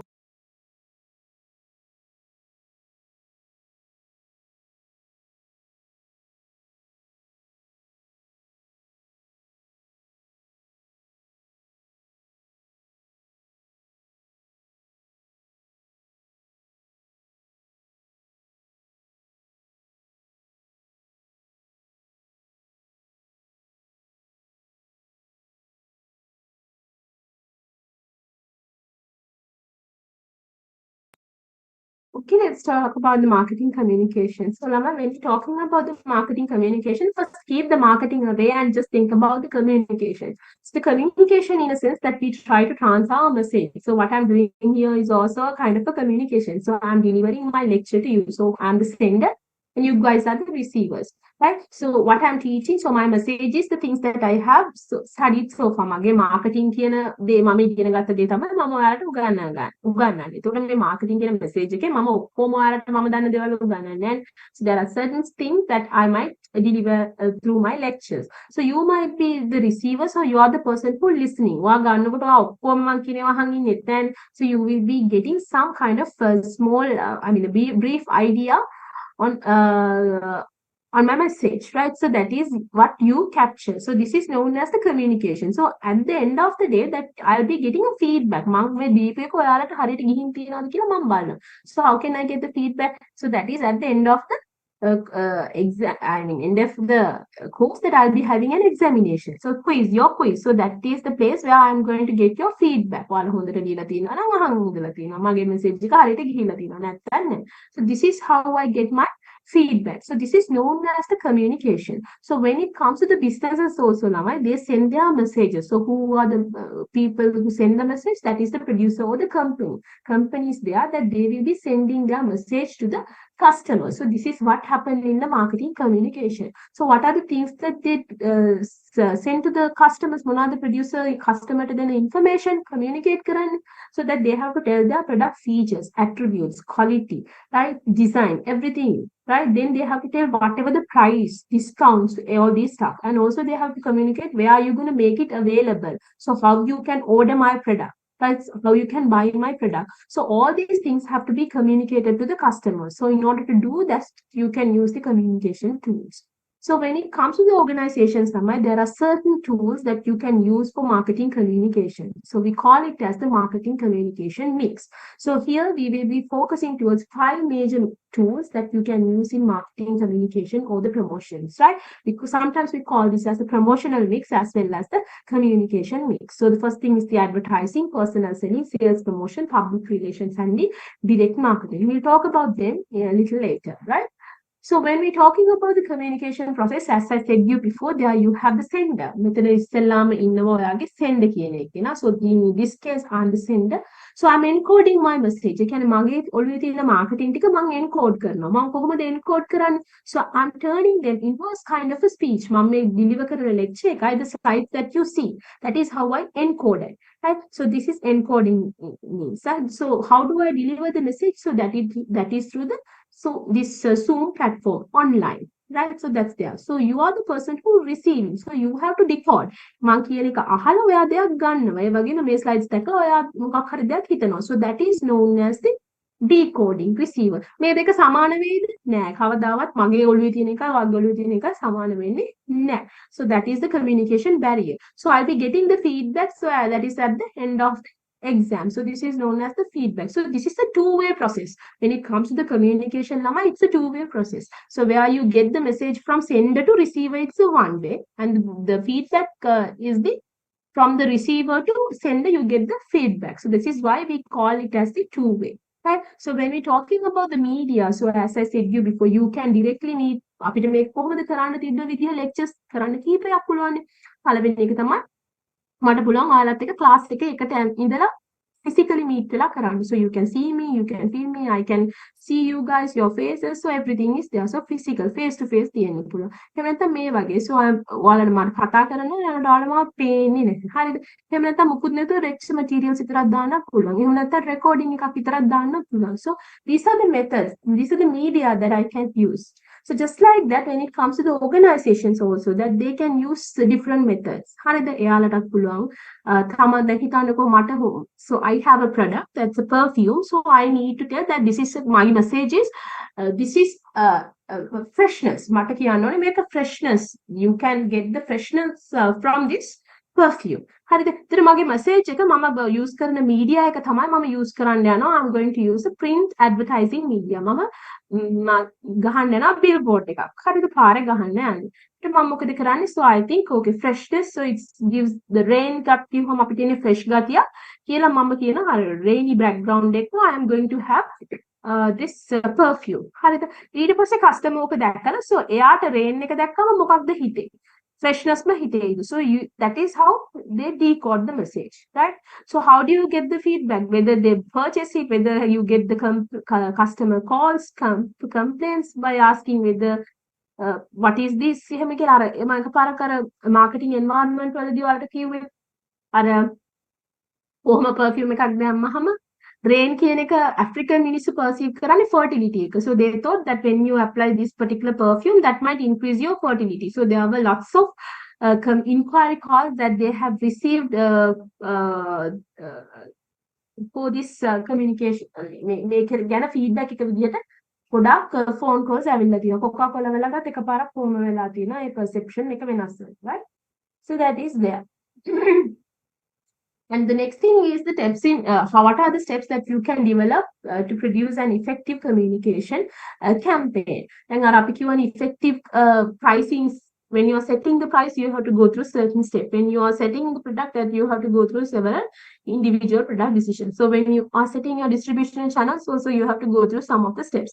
So just like that, when you are setting your communication strategy, also you have to go through certain steps. So anyway, Lama, everything start with the target audience distribution. Hari pricing, hari product, hari mono una thamadem patanga no age target customer. So you have to first think about your target audience. You have to identify the target audience and you have to determine whatever the communication objectives that you're gonna get through your target audience. තමන්ගේ අපේ target audience එක මම වැළුවොත් මම එදත් හැමතිස්සෙම පාවිච්චි කරන්නේ හර cosmetics වගේ දෙයක් නා salon එකක් through යවන එක තමයි promotion කරන එක හොඳම වැඩි. හරිද? So that is there. Education නම් අපි මොනවද ඉස්කෝලයක් ගාවනේ leaflets with and so that is there. So you have to identify the target audience, right? So you have to determine whatever the communication objectives. ඒ කියන්නේ මම බලන්නේ if it's a new product, if the customers have no idea about the product, then you try to make them aware. Awareness එක පුළුවන් තරම් වැඩි කරනවා. සමහර වෙලාවට informations එනවා. සමහර වෙලාවට you try to create an interest. දැන් Coca-Cola advertisement දාන්නේ Coca-Cola වල දාන්නේ නැද්ද නැහැ. season කාලෙට දාන්නේ Christmas එකේ ලස්සනට එහෙම දාන්නේ because that they gives you a remind, right? So this is a season. So when you are having a party, you should buy a Coke, right? So that's there. So you have to think about whatever your communication objective. It is to increase the sales. It is that increase to the brand awareness. It is to increase the brand appeal, right? So you have to think about that. So that's the third step. So here you are going to design your message. Message එක design කරන්න යන්නේ. So you have to think about three things, that is the message content and the structure as well as the format that you're going to use. ඉස්සෙල්ලාම content එක ගත්තාම you have to think ළම whatever the appeal that I'm going to give, whether it's a rational, emotional or moral one. සමහර අයත් ඔයාලා දැකලා ඇති, so that they gives you the facts and figures. They say so these are the ingredients this you have, so this gives you this benefits, so you should buy it. දැන් හිතන්නකෝ සස්ටජන් වලට කියනවා doctor කෙනෙක් කයිලා කතා කරලා කියනවා හරි මෙන්න මේ සප්ලිමන්ට්‍රි ඒවා තියෙනවා මේ විදිහට කැල්සියම් එක කරනවා එතන වයස්ක කෙනෙක්ට මේක හොඳයි මේක වයස්ක කාට විතර නෙමෙයි පෝෂණය අඩු බබෙක්ටත් හොඳයි කියලා කියනවා. So that's rational, factual. So when it comes to the Sensodyne, right, so the dentist come and says whatever the benefits that you get from this particular product. So it's a kind of a rational appeal. ඊළඟට එහෙම සමහර වෙලාවට ඔයා හිතනවා නෑ මම rational නෙවෙයි emotional. දැන් අර ඔයගොල්ලෝ සස්ටිජන් දකින්නේ අපිව අම්මයි තාත්තයි ඒ කාලේ ඉඳන් බලාගත්තා. ඉතින් අපි ඒගොල්ලන්ට හොඳම දේ දෙනවා. එහෙම කියලා emotional appeal. Right? So sometimes that you have moral appeal. Moral appeal එකක් කියලා කියන්නේ so we are Sri Lankan. So we have to buy Sri Lankan things. අර එහෙම කියලා කියන්නේ it's a kind of a moral. Some of the time for the teenagers we gave that moral, right? So cream soda වගේ දෙන්නේ. Right? You have to think about the message content. You have to think about whether you are going to have a rational appeal, you are going to have an emotional appeal or moral, right? So that is there. So then you have to think about the message structure. So you have to think about whatever the message structure that you're going to have, right? So whether I'm going to create a conclusion, whether I'm going to have a comparison, whether I'm going to have an argument type. ඒ කියන්නේ දැන් අර වීම් එකේ දැකලා තියෙනවානේ දෙන්න දෙපැත්තට වෙලා argument එකක් දෙනවා. හරිද? එහෙම නැත්නම් අර සාරංග හාපික් එක අරගෙන චැලෙන්ජ් එකක් දෙනවා. හරිද? ඊළඟට සමහර ඒවා කන්ක්ලූෂන් දැන් අර සස්ජන් වල okay you have to buy this because you have to treat your people well. like a conclusion එකක්. right? and sometimes you are අර පැනඩෝල් එක කියන්නේ එකක් වැඩි නම් ඇයි ඔයා අනිත් එකට වැඩිපුර කියන්නේ කියලා පැරසිටමෝල් කියන්නේ. so that's a kind of a comparison. So you have to think about the message structure. And the next thing is the message format, right? So you have to think about whatever the headlines that you're going to use, whatever the color you're going to use, whatever the words that you're going to use. Sound then අපි හිතමු estimate that you use something like yellow color. හැමදේම yellow. cup එකේ ඉඳන් ඇඳුමේ ඉඳන් කොණ්ඩේ සමහරවල් yellow වගේ තියෙන everything yellow, right? So that's there. So you have to think about these stuff. When you are designing the message, you have to think about the IDA model. IDA model කියන්නේ attention, interest, and desire and action. Sometimes you try to get the attention of the customer. Sometimes you try to create interest. Sometimes you make them desire to buy your product, and then the action, then they purchase actually. So you have to think about where your customer. Attention දෝනේ, interest දෝනේ, desire create කරන්න ඕනේ, then they are in the action level කියලා.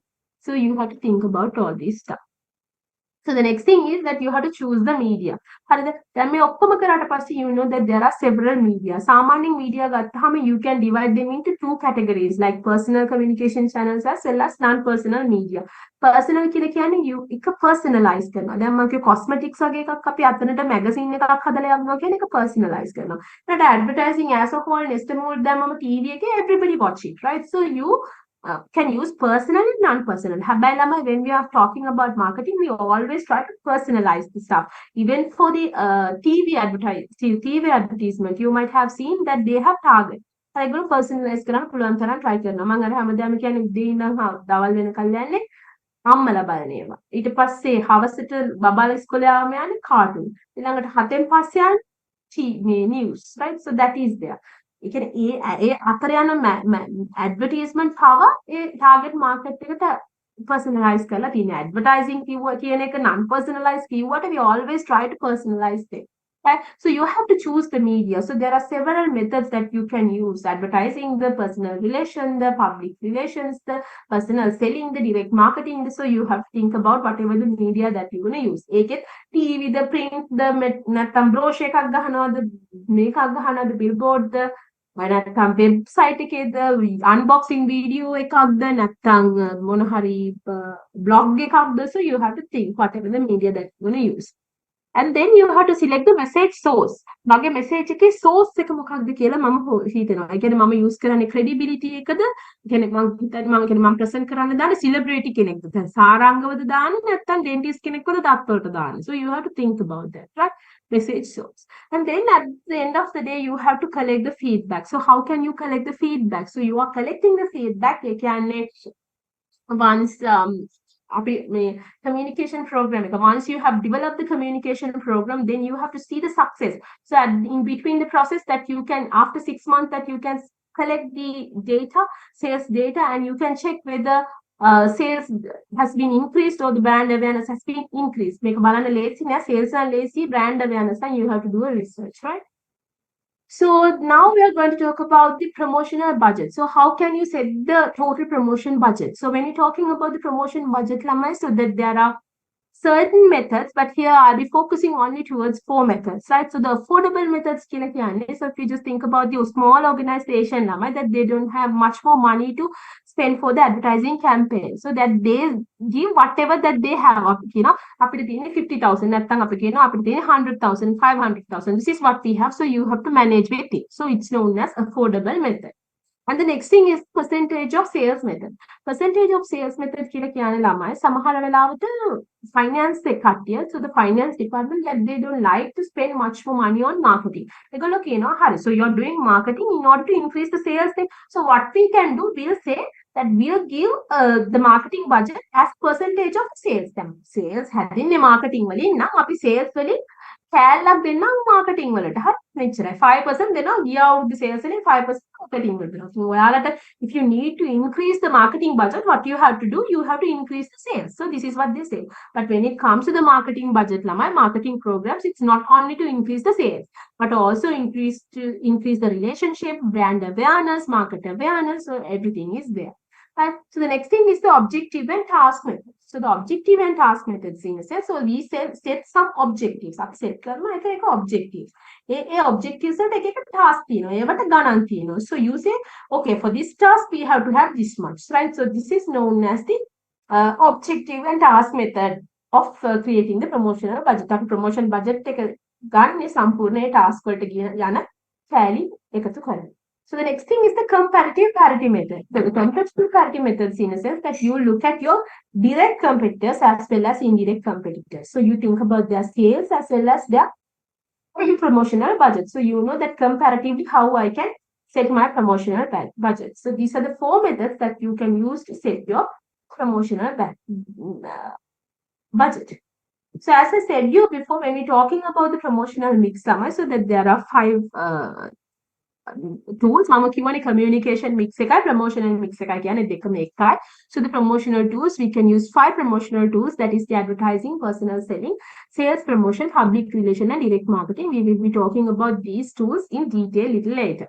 Right? So when we're talking about the promotional strategies, Lama, so that they are specifically we can divide these strategies into 2 types, like push and pull strategies. So the push in a sense that you're pushing target through the push karana distributional channels through push karla dana.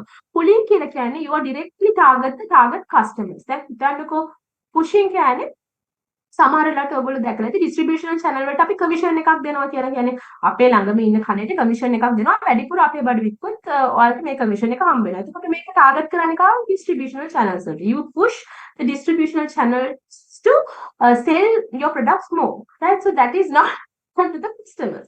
එයාලට කිසිම අදාළත්වයක් නැතුව අරගොල්ලන්ගේ through තමයි යන්නේ. So when you're putting commercial advertisement, TV advertisement එකක් දැම්මොත්, so that is directly target the customers. So you're pulling the customers directly. So when we're talking about the promotional strategies, so you can divide them into push and pull strategies. Right. So when we're talking about these push and pull strategies, whether you're going to select the push or pull strategy, so that is depend on 3 criteria. So that is based on the type of market you use, so your nature of your product, and also wherever your customer, then customers to ඕනේ මොකද්ද awareness, the ඒවද මොකද්ද ඕන objective එක. හරිද? customer ready වෙන්නේ වෙලාව. ඊළඟට product life cycle එක ළමයි. You know when it comes to the product life cycle, so අපිටත් life cycle එකක් තියෙනවානේ, we born and we grow and then we comes to the maturity and we die. So just like that, when it comes to the organization, so the products also that they have product life cycle. Product එකක් innovate කරලා introduce කරනවා market එකට. Then that grows sales and then it comes to the maturity and then their sales decline. So that's that is how it goes. So when it comes to the introduce කරලා market එකට දාන්නකොටම මොකද වෙන්නේ? People that they don't know about your product. So the awareness is the important thing. So the promotional strategy එකෙන් ඔයා තෝරගන්න ඕනේ පුළුවන් තරම් මිනිස්සුන්ට information දෙන්න. grow වෙනවා කියලා කියන්නේ, so you have selling methods, promotional තියෙනවා, growing වෙනවා. ඒතකොට information දෙන interest එකකුත් create කරනවා. Maturity වෙලාවේදී then there will be a lot of competitors. So you have to create values and the brand. So you have to think about where you are and how you can create your promotional tools. So the next thing is that when we're talking about the marketing communication, today we can see lots of trends in marketing. අපි ගත්තොත් දැන් අද කාලේ trends ගත්තාම ඔයාලා දන්නවා TV advertising අර මම කිව්වේ non-personalized event එළියට යන එකක් අපිට දකින්න පුළුවන්. So we can see that there is a tendency of moving people away from the non-personalized communication method. So specifically if you just think about the advertising, TV advertising, තවදුරටත් මම හිතන්නේ ඉස්සරහට TV advertising දාන එක වැදගත් වෙන එකක් නෑ. මොකද මිනිස්සු TV තියෙනවා, so that they have මොකද්ද catch up එක තියෙනවා. ඒගොල්ලෝ බලන්නේ Tamanට ඕනේව මේව යවලා. ඇඩ්වර්ටයිස්මන්ට් යවලා. එහෙම නැතත් ළමයි රිමෝට් එක තියෙනවනේ තමන්ගේ අතේ. තමන්ට ඕන channel එකක් මාරු කරලා එහෙම දාලා ඊට පස්සේ දානවා. right? So that's there. And also අපි ගත්තොත්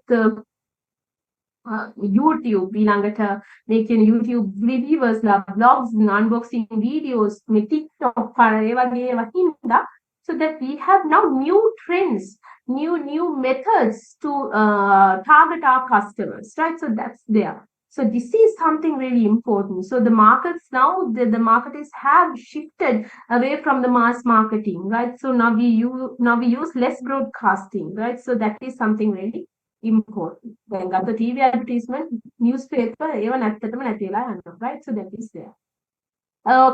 Then monkey number, when we're talking about the promotional tool, that there are a number of promotional tools that is available in the market. So rather than sticking to a one promotional tool, it is always recommended to use lots of tools in order to give a kind of a clear, consistent message to the customer. So this is known as the integrated market. So the companies that they normally combine, integrate, coordinate many communication channels like personal selling, sales promotions, public relations, advertising, everything that they interconnect them to send a kind of a clear, consistent and compelling message to the customer, right? දැන් උදාහරණයක් විදිහට Coca-Cola ගත්තාම packaging, ඒ කියන්නේ Coca-Cola bottle එක තියෙනවා. හරිද? It's something really important. Advertising, you see the TV advertising always that ඒක හැමතිස්සෙම නෙවෙයි. ඒගොල්ලෝ දාන්නේ seasonal peak එකේ. එහෙම නැත්නම් match එකක් මැද.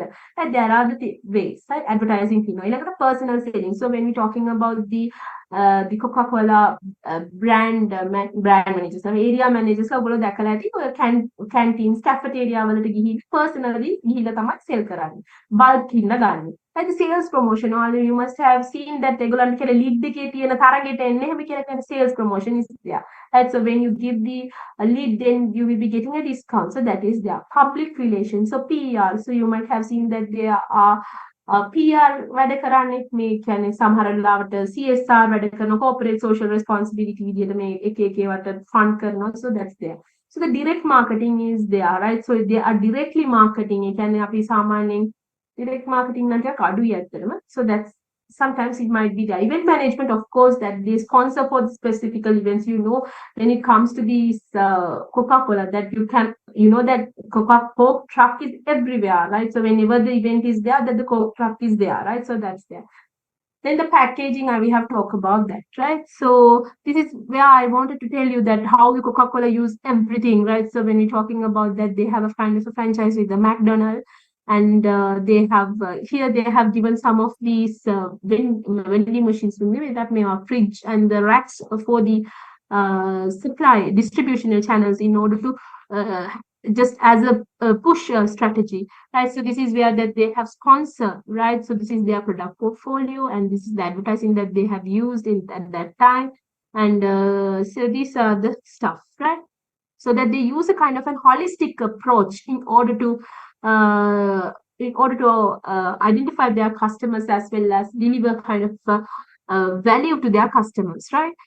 So now we're going to talk about these promotional methods in detail. So first we talk about the advertising. So as I said you before, advertising in a sense, so it's a kind of a non-personal presentation. So you're not customizing. So the entire, audience, entire market can see the commercial advertisement with the අපි billboard එකක් පාරේ ගහුවහම පාරේ එතනින් යන ඕන කෙනෙක්ට පේනවා. Radio එකේ channel එකක් දැම්මම ඕන කෙනෙක්ට ඇහෙනවා. හරිද? So that's there.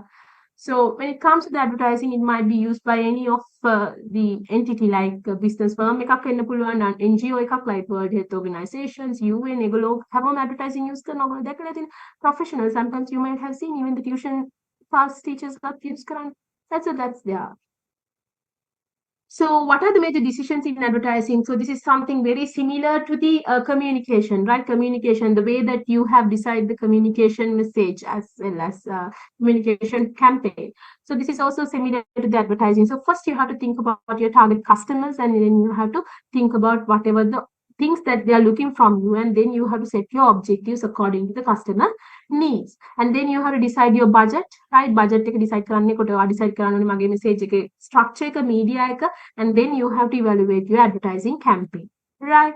So when we're talking about the advertising objectives. There might be specific advertising objectives. Then මම අර කිව්වනේ advertising budget එක හදනකොට there might be certain methods that you can use as well as certain things that you have to think about. අපි ඉස්සෙල්ලාම හිතන්න ඕනේ අපේ target audience එක කවුද?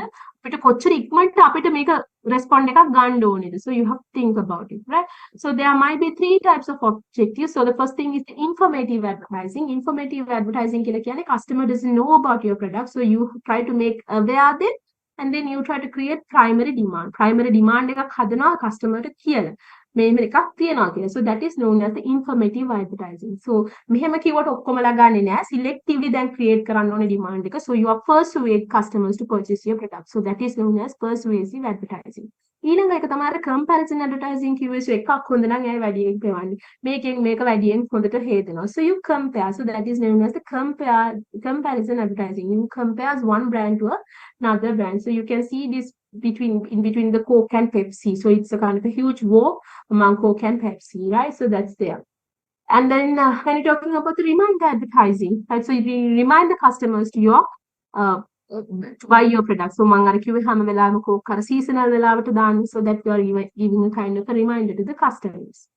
So how can you set your advertising budget? So when you are setting your advertising budget, අර අපි කියපු ඒවාම තමයි මෙතනදී කතා කරන්නේ. So you can use either affordable method, percentage of sales, competitive parity, and objective and task method. So we have already discussed it. So these are the factors that impact towards your budgeting budget.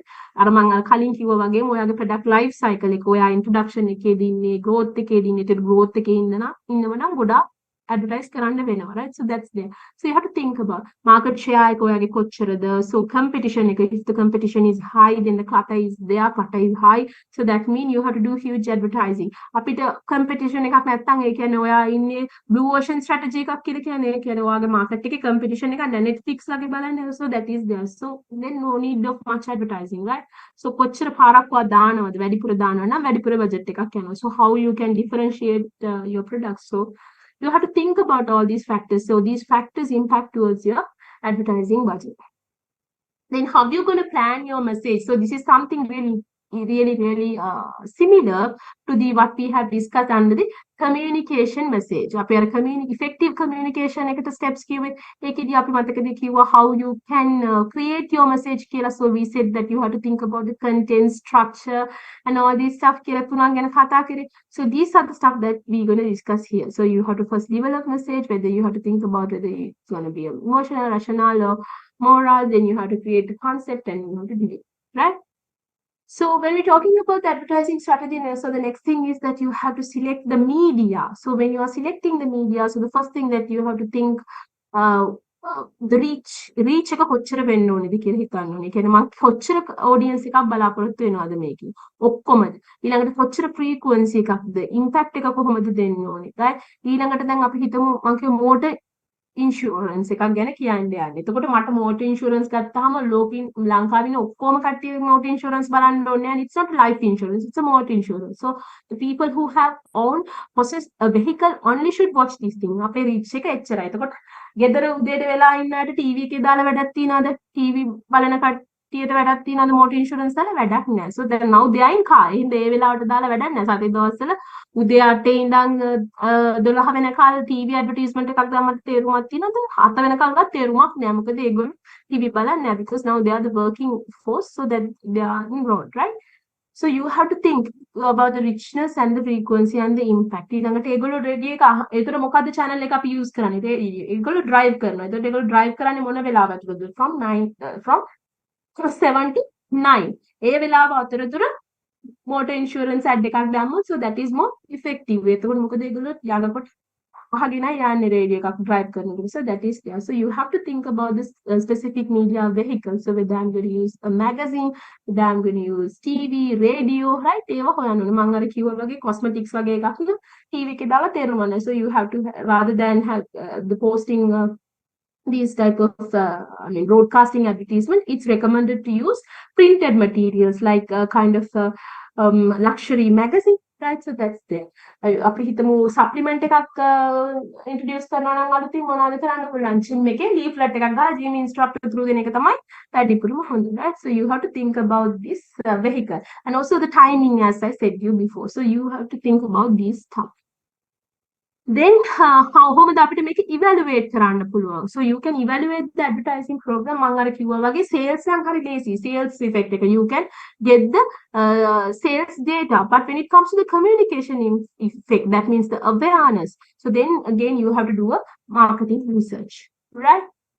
So how can you handle the advertising? So when it comes to your organizations, that you can handle the advertising in many ways. Some other organizations, small companies, that their sales department marketing they don't have separate departments like sales or marketing. So the sales department itself does marketing. Affordable method small companies. Some large companies might be there, so that they have large advertising companies within their organization. So sometimes there might be other companies that they are hiring the service of the advertising agencies. They go along advertising agencies the hire කරනවා. So that is there. ළඟදී කර දිලිත් කියලා තිබ්බේ ඒක fired එකෙන් තමයි advertising campaign එක කරන්නේ දෙරණි කියලා. So you might have seen. And so that's there. So when we're talking about the advertising decisions ළමයි ඒ වගේම දැන් ඔය ඔක්කොම කතා කරලා. So when you are communicating a different territory, people in a different territory. අපි මං කිව්වා when අපි එකකින් අලුත් වෙනත් තැනකට ගිහිල්ලා advertising program එකක් කරනකොට you have to be very careful. So if you just think about most of the Mercedes Benz advertisement, that you cannot see them in local TV channels, අපේ channels වල නෑ. මොකද අපේ අර බලන culture එකත් එක්ක ඒ advertisement ගොඩක් අපිට බලන්න බැරි වෙන්න පුළුවන්.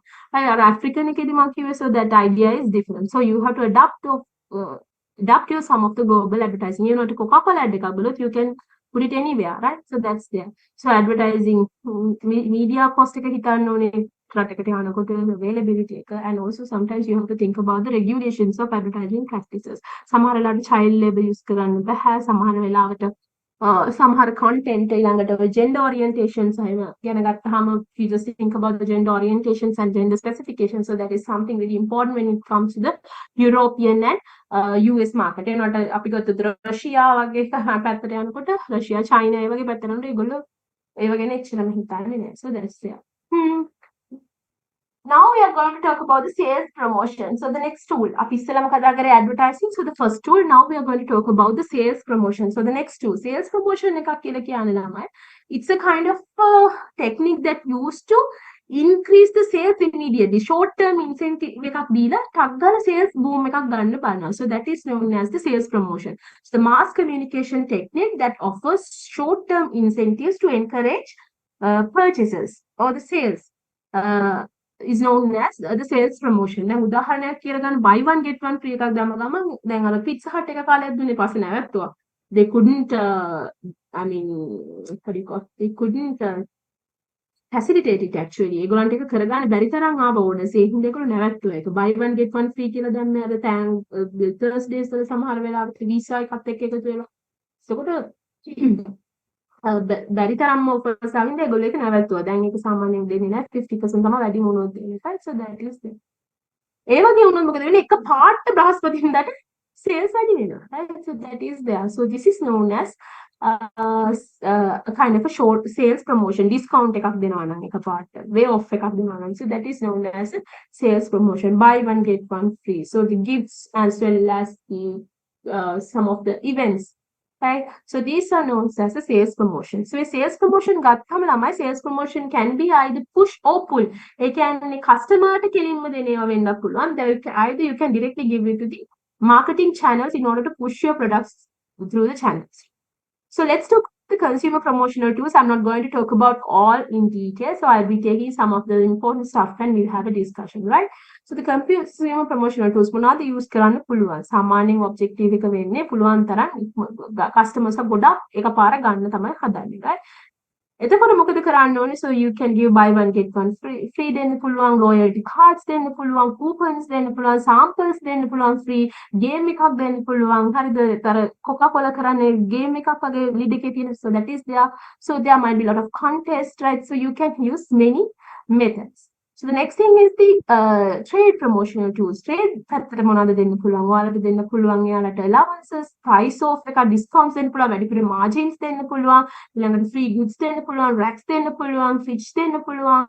ඊළඟට there might be some of the contest තියලා වැඩිපුරම sales කරපු කට්ටියට දෙන්න පුළුවන් tour එකක්. So that's there. And also buyback guarantee. So you ask them to purchase from you and you say if you cannot sell, okay, you can return them for us, right? You can finance for their functions, right? So there are many promotional tools that you can use directly to the retailers and wholesalers, right?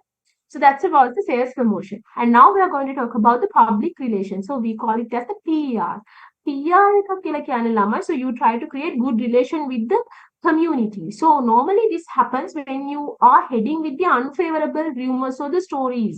Right? සමහර වෙලාවට unfavorable. දැන් උදාහරණයක් විදිහට ගත්තොත් ඉන්දියාවේ Maggie එක මතක ඇති. So when it comes to Maggie, that they had them in certain areas that they have realized that the MSG content was more than 17%, as I remember. So that there was a huge protest and huge criticism protest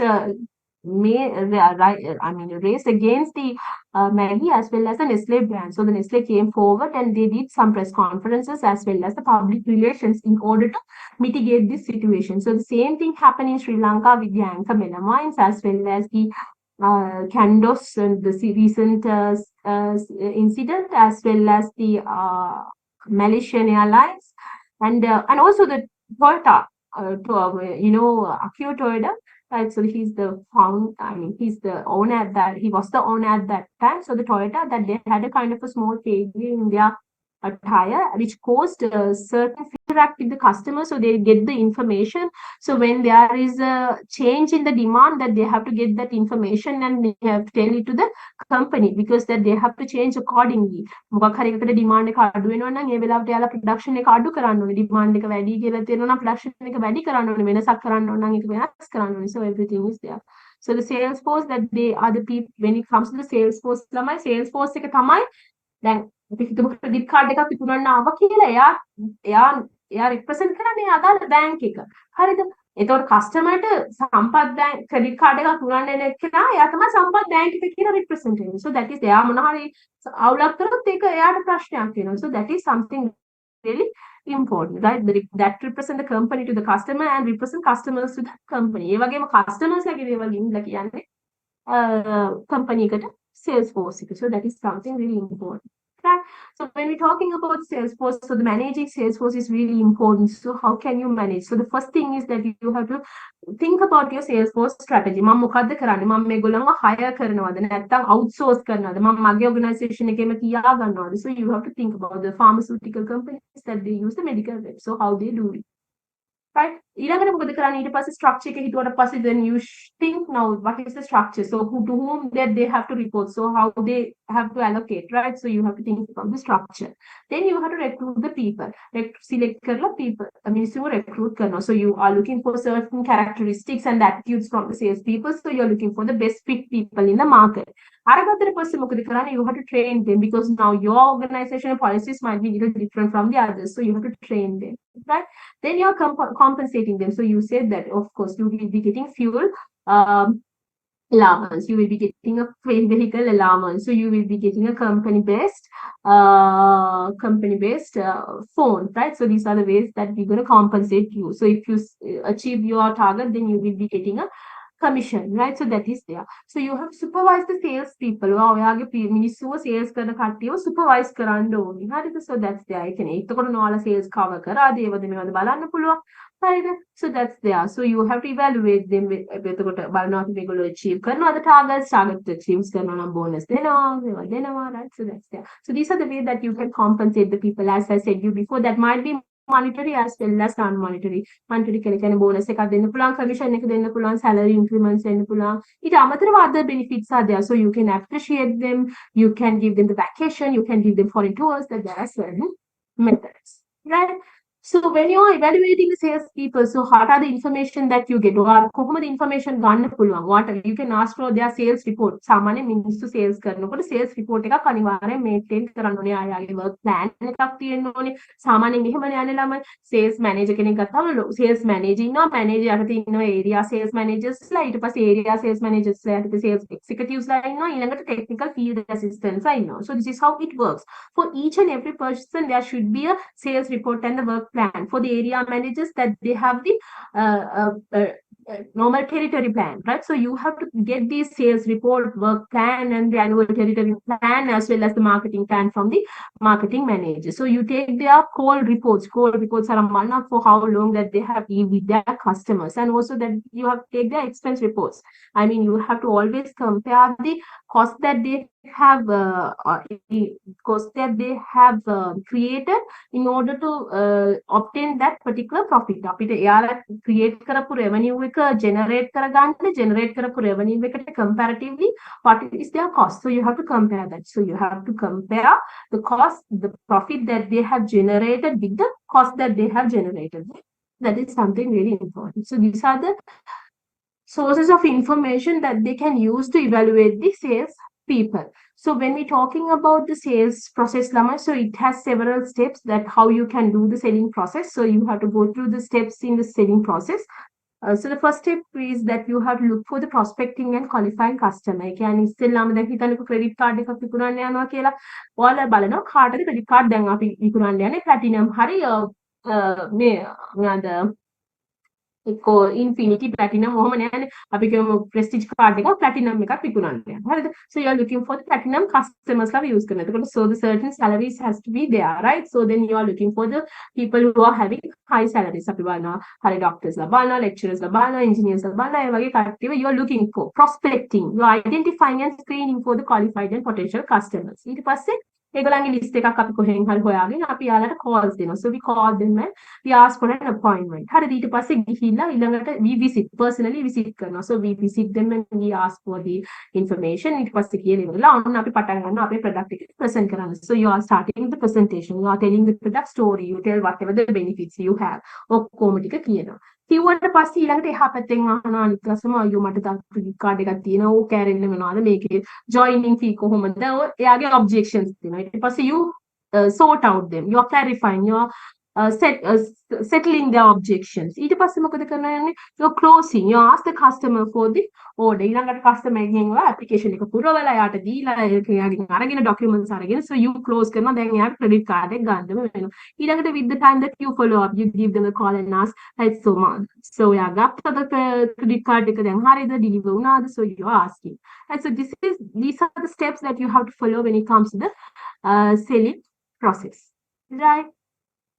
So the next thing is the relationship marketing. So when it comes to the relationship marketing, I have already told you that this attracting a new customer is more costly because they don't know about your product. So you have to give them the information, you have to make them aware. So it's really difficult. So rather than attracting a new customer, it's always recommended to retain an existing customer. So it says it's 5 times beneficial,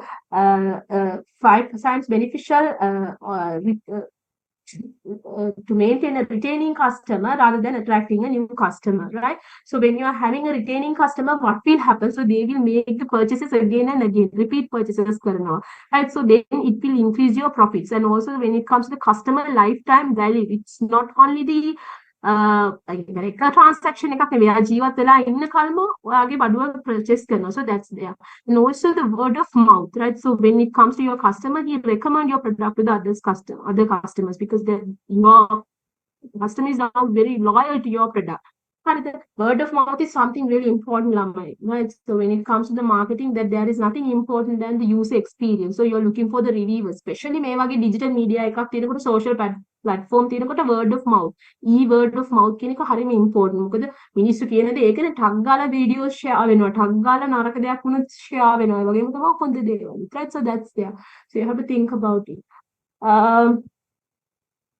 and also the loyalty අපි the loyalty එක තියෙනකොට relationship market වලදී loyalty card එකක් දෙනකොට customer හැමතිස්සෙම එකකින් purchase කරනවා මොකද rewards තියෙනවා cashbacks තියෙනවා points, redeem කරගන්න. So that's there. So that's why I said that the relationship marketing is something really important. So it's not only with the customers, but also with all the stakeholders that you deal with, suppliers, distribution channels, everything. And so with that, we have come to the end of today's lecture, right? So we should have the quiz.